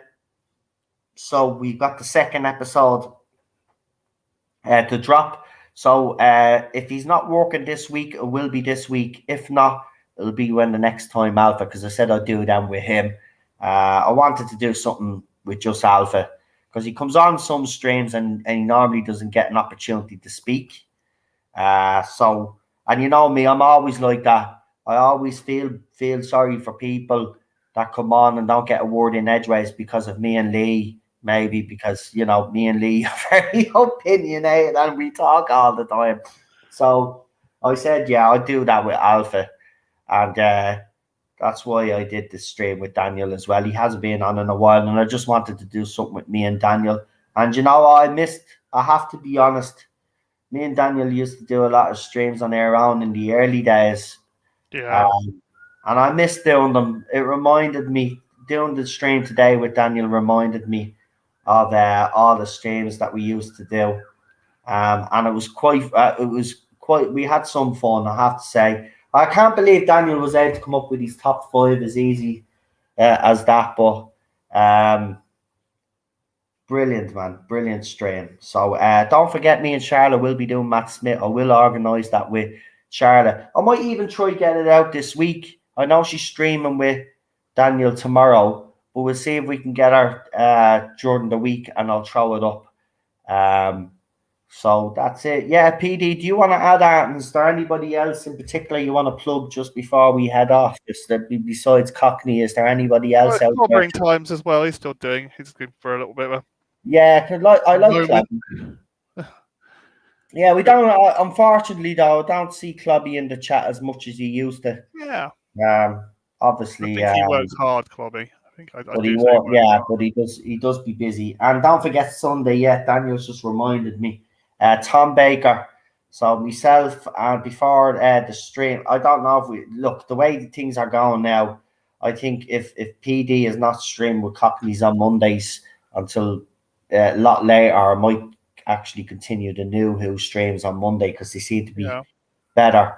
So Sunday I'm going to do Tom Baker with Daniel. So check it out. It'll be a live stream. Daniel thought we were doing a pre-record for the first one, but I'm glad we actually live streamed. It was better, I thought. So join us for that because that is going to be fun. And I think that's it now. I think I will sign out. So listen, thanks for watching today, earlier on, me and Daniel, and thanks for watching this stream and yesterday's stream with myself and Cheryl. Really appreciate you all joining us for that as well. Hopefully now that'll be the start of Cheryl showing up a little bit more on the channel as well. Hopefully we might do a few more special watch-alongs with just me and Cheryl and you guys, because I know you all like hearing Cheryl's opinions on the movies that we watch. But I have to say, watching that Independence Day yesterday, as I said, I must have seen an updated version with the effects fixed, because it didn't look out of place and the CGI actually stood up. So they definitely did fix it up. But that movie is still look. If you hate that movie, I don't know how people can hate that movie. It's everything that. It's a bit like Armageddon. It's a feel-good film, isn't it? So. Yeah. Daniel, I'll just do what I did today. It's just when I basically get up. You know, I'm not going to make definite times because me and Cheryl's sleep patterns are still like. Even though I was able to get up early today, I'll probably end up being up all night because I can't fucking sleep now, and then I'll be back to square one again. That's what normally happens. So look, it will be Sunday. It will be before 6 o'clock anyway. So don't worry about that. We'll definitely do it. It's definitely being done. Because that was fun. I want to do the Tom Baker one with you because it'd be interesting to see if we actually get any in the right order this time. Because I picked we picked 4 different episodes each for the David Tennant one, and we both picked the same episode but in different places. So that was weird. But that goes to show you that people have different tastes, doesn't it? Right, I'm off. I'm going to say good night, PD. Good night. Thank you for joining us. I want to thank Charlotte and all my other guests, Alpha, Lee, Super Doctor. And we will see you back here again soon. Don't forget, I am doing a video. Obviously, when I go off air now, I'm going to be doing a little pre-record. So look out for that. That'll be up in the next hour. Okay. And you won't want to miss it because it's about BBC wasting money. And when I show you what they've wasted money on, you're going to be sick. This is TV license money that they're wasting. And wait till you see what they've wasted it on. And listen, I thought BBC were bad. Wait till you see this, folks. It's gonna boil you our blood. See that those millions of pounds that they spent on what I'm going to show you later. It could have went into something else. You know what? They could have even given that money to charity because to me they've basically they're not allowed to. Oh, I tell you this. Own rules. Fair enough, then, right? That's fair enough. But you know what BBC has basically done? They've wiped their ass with a couple of million quid and flushed it down the toilet, PD. Pretty much. Well, they need that 2 million quid to keep things running, yeah. And you'll see, say nothing, Daniel, say nothing. I wanted to surprise people. You're letting the cat out of the bag. Yeah. Don't let the cat out of the bag. Money messing. But look, it is about the BBC logo. He's not to let the cat out of the bag, so I might as well tell you. Later on, pre-record. I'll show you what they spent a couple of million quid on but you have to come and join me for that because it is seriously. And a rabbi I know is going to end up doing a video on this because this is absolutely ridiculous. I won't be surprised if a lot of YouTubers actually pick up on this story and do it because it goes to show you the incompetence of the BBC. Now, this is the very same organisation. Oh, well, they're rebranding for BBC News was terrible. Listen, this is the same organisation that's sending out a gang of goons to intimidate old people. They're Capita goons, Capita goons. So, listen, join me for that because I have a lot to say on the issue. Yeah, just go to court. The fine's actually about £5-10 cheaper than the TV license. Yeah, it's ridiculous, man. Get Netflix, man. Listen, best thing for all you to do, right? I know there's people out there telling you to boycott all of these different streaming services. Streaming services are the future. Whether you like it. BBC, stop it, Ted. BBC is a dead entity now. If BBC don't go down that route, they're done. But as far as public broadcast is a complete dead entity. Channel 4 wants to be sold off now. They're sick of being a public broadcaster. So we'll see what happens. They need to go down that route. But look, could talk about it. I'm going to be talking about it in a while, so I'm going to stop now. So I'm going to say good night to you all. And as I said, thank you all for joining us in the chat and all my guests on the panel and for you joining me earlier today. I'll see you later on. I will be in that chat for that pre-record as I always do, just keeping an eye on it. So I'll see you in the chat later on. But check out my video later on. I will schedule it in about an hour from now. I'll see you later. Good night. Look after yourselves. And to the UK, you are out of lockdown officially now at the middle of July. You know, enjoy yourselves, but at the same time, be safe and be cautious and look after yourselves, and enjoy it because, you know, they're calling it Freedom Day, which kind of annoys me. You know, it is. Well, it basically is Freedom Day, isn't it? Because we all did. So, you know, but don't go overboard, folks. You know, I can understand it because everybody's being locked up and you know, you might feel like going a bit wild. But just be careful, right? And look after yourselves. Because remember, the virus isn't gone away, right? The government's just being backed into a corner now because people are getting restless. They have to open up now. They've no choice. Let's hope they have made the right choice, though. I'm not going to say either way whether it's right or wrong because I won't know. None of us will know until 2 or 3 months down the line. So we'll find out if we made the right decision. I hope it is because I want us to get back to normal. I think this has been a stressful 2 years for us all, and it's, you know, our lives have been disrupted.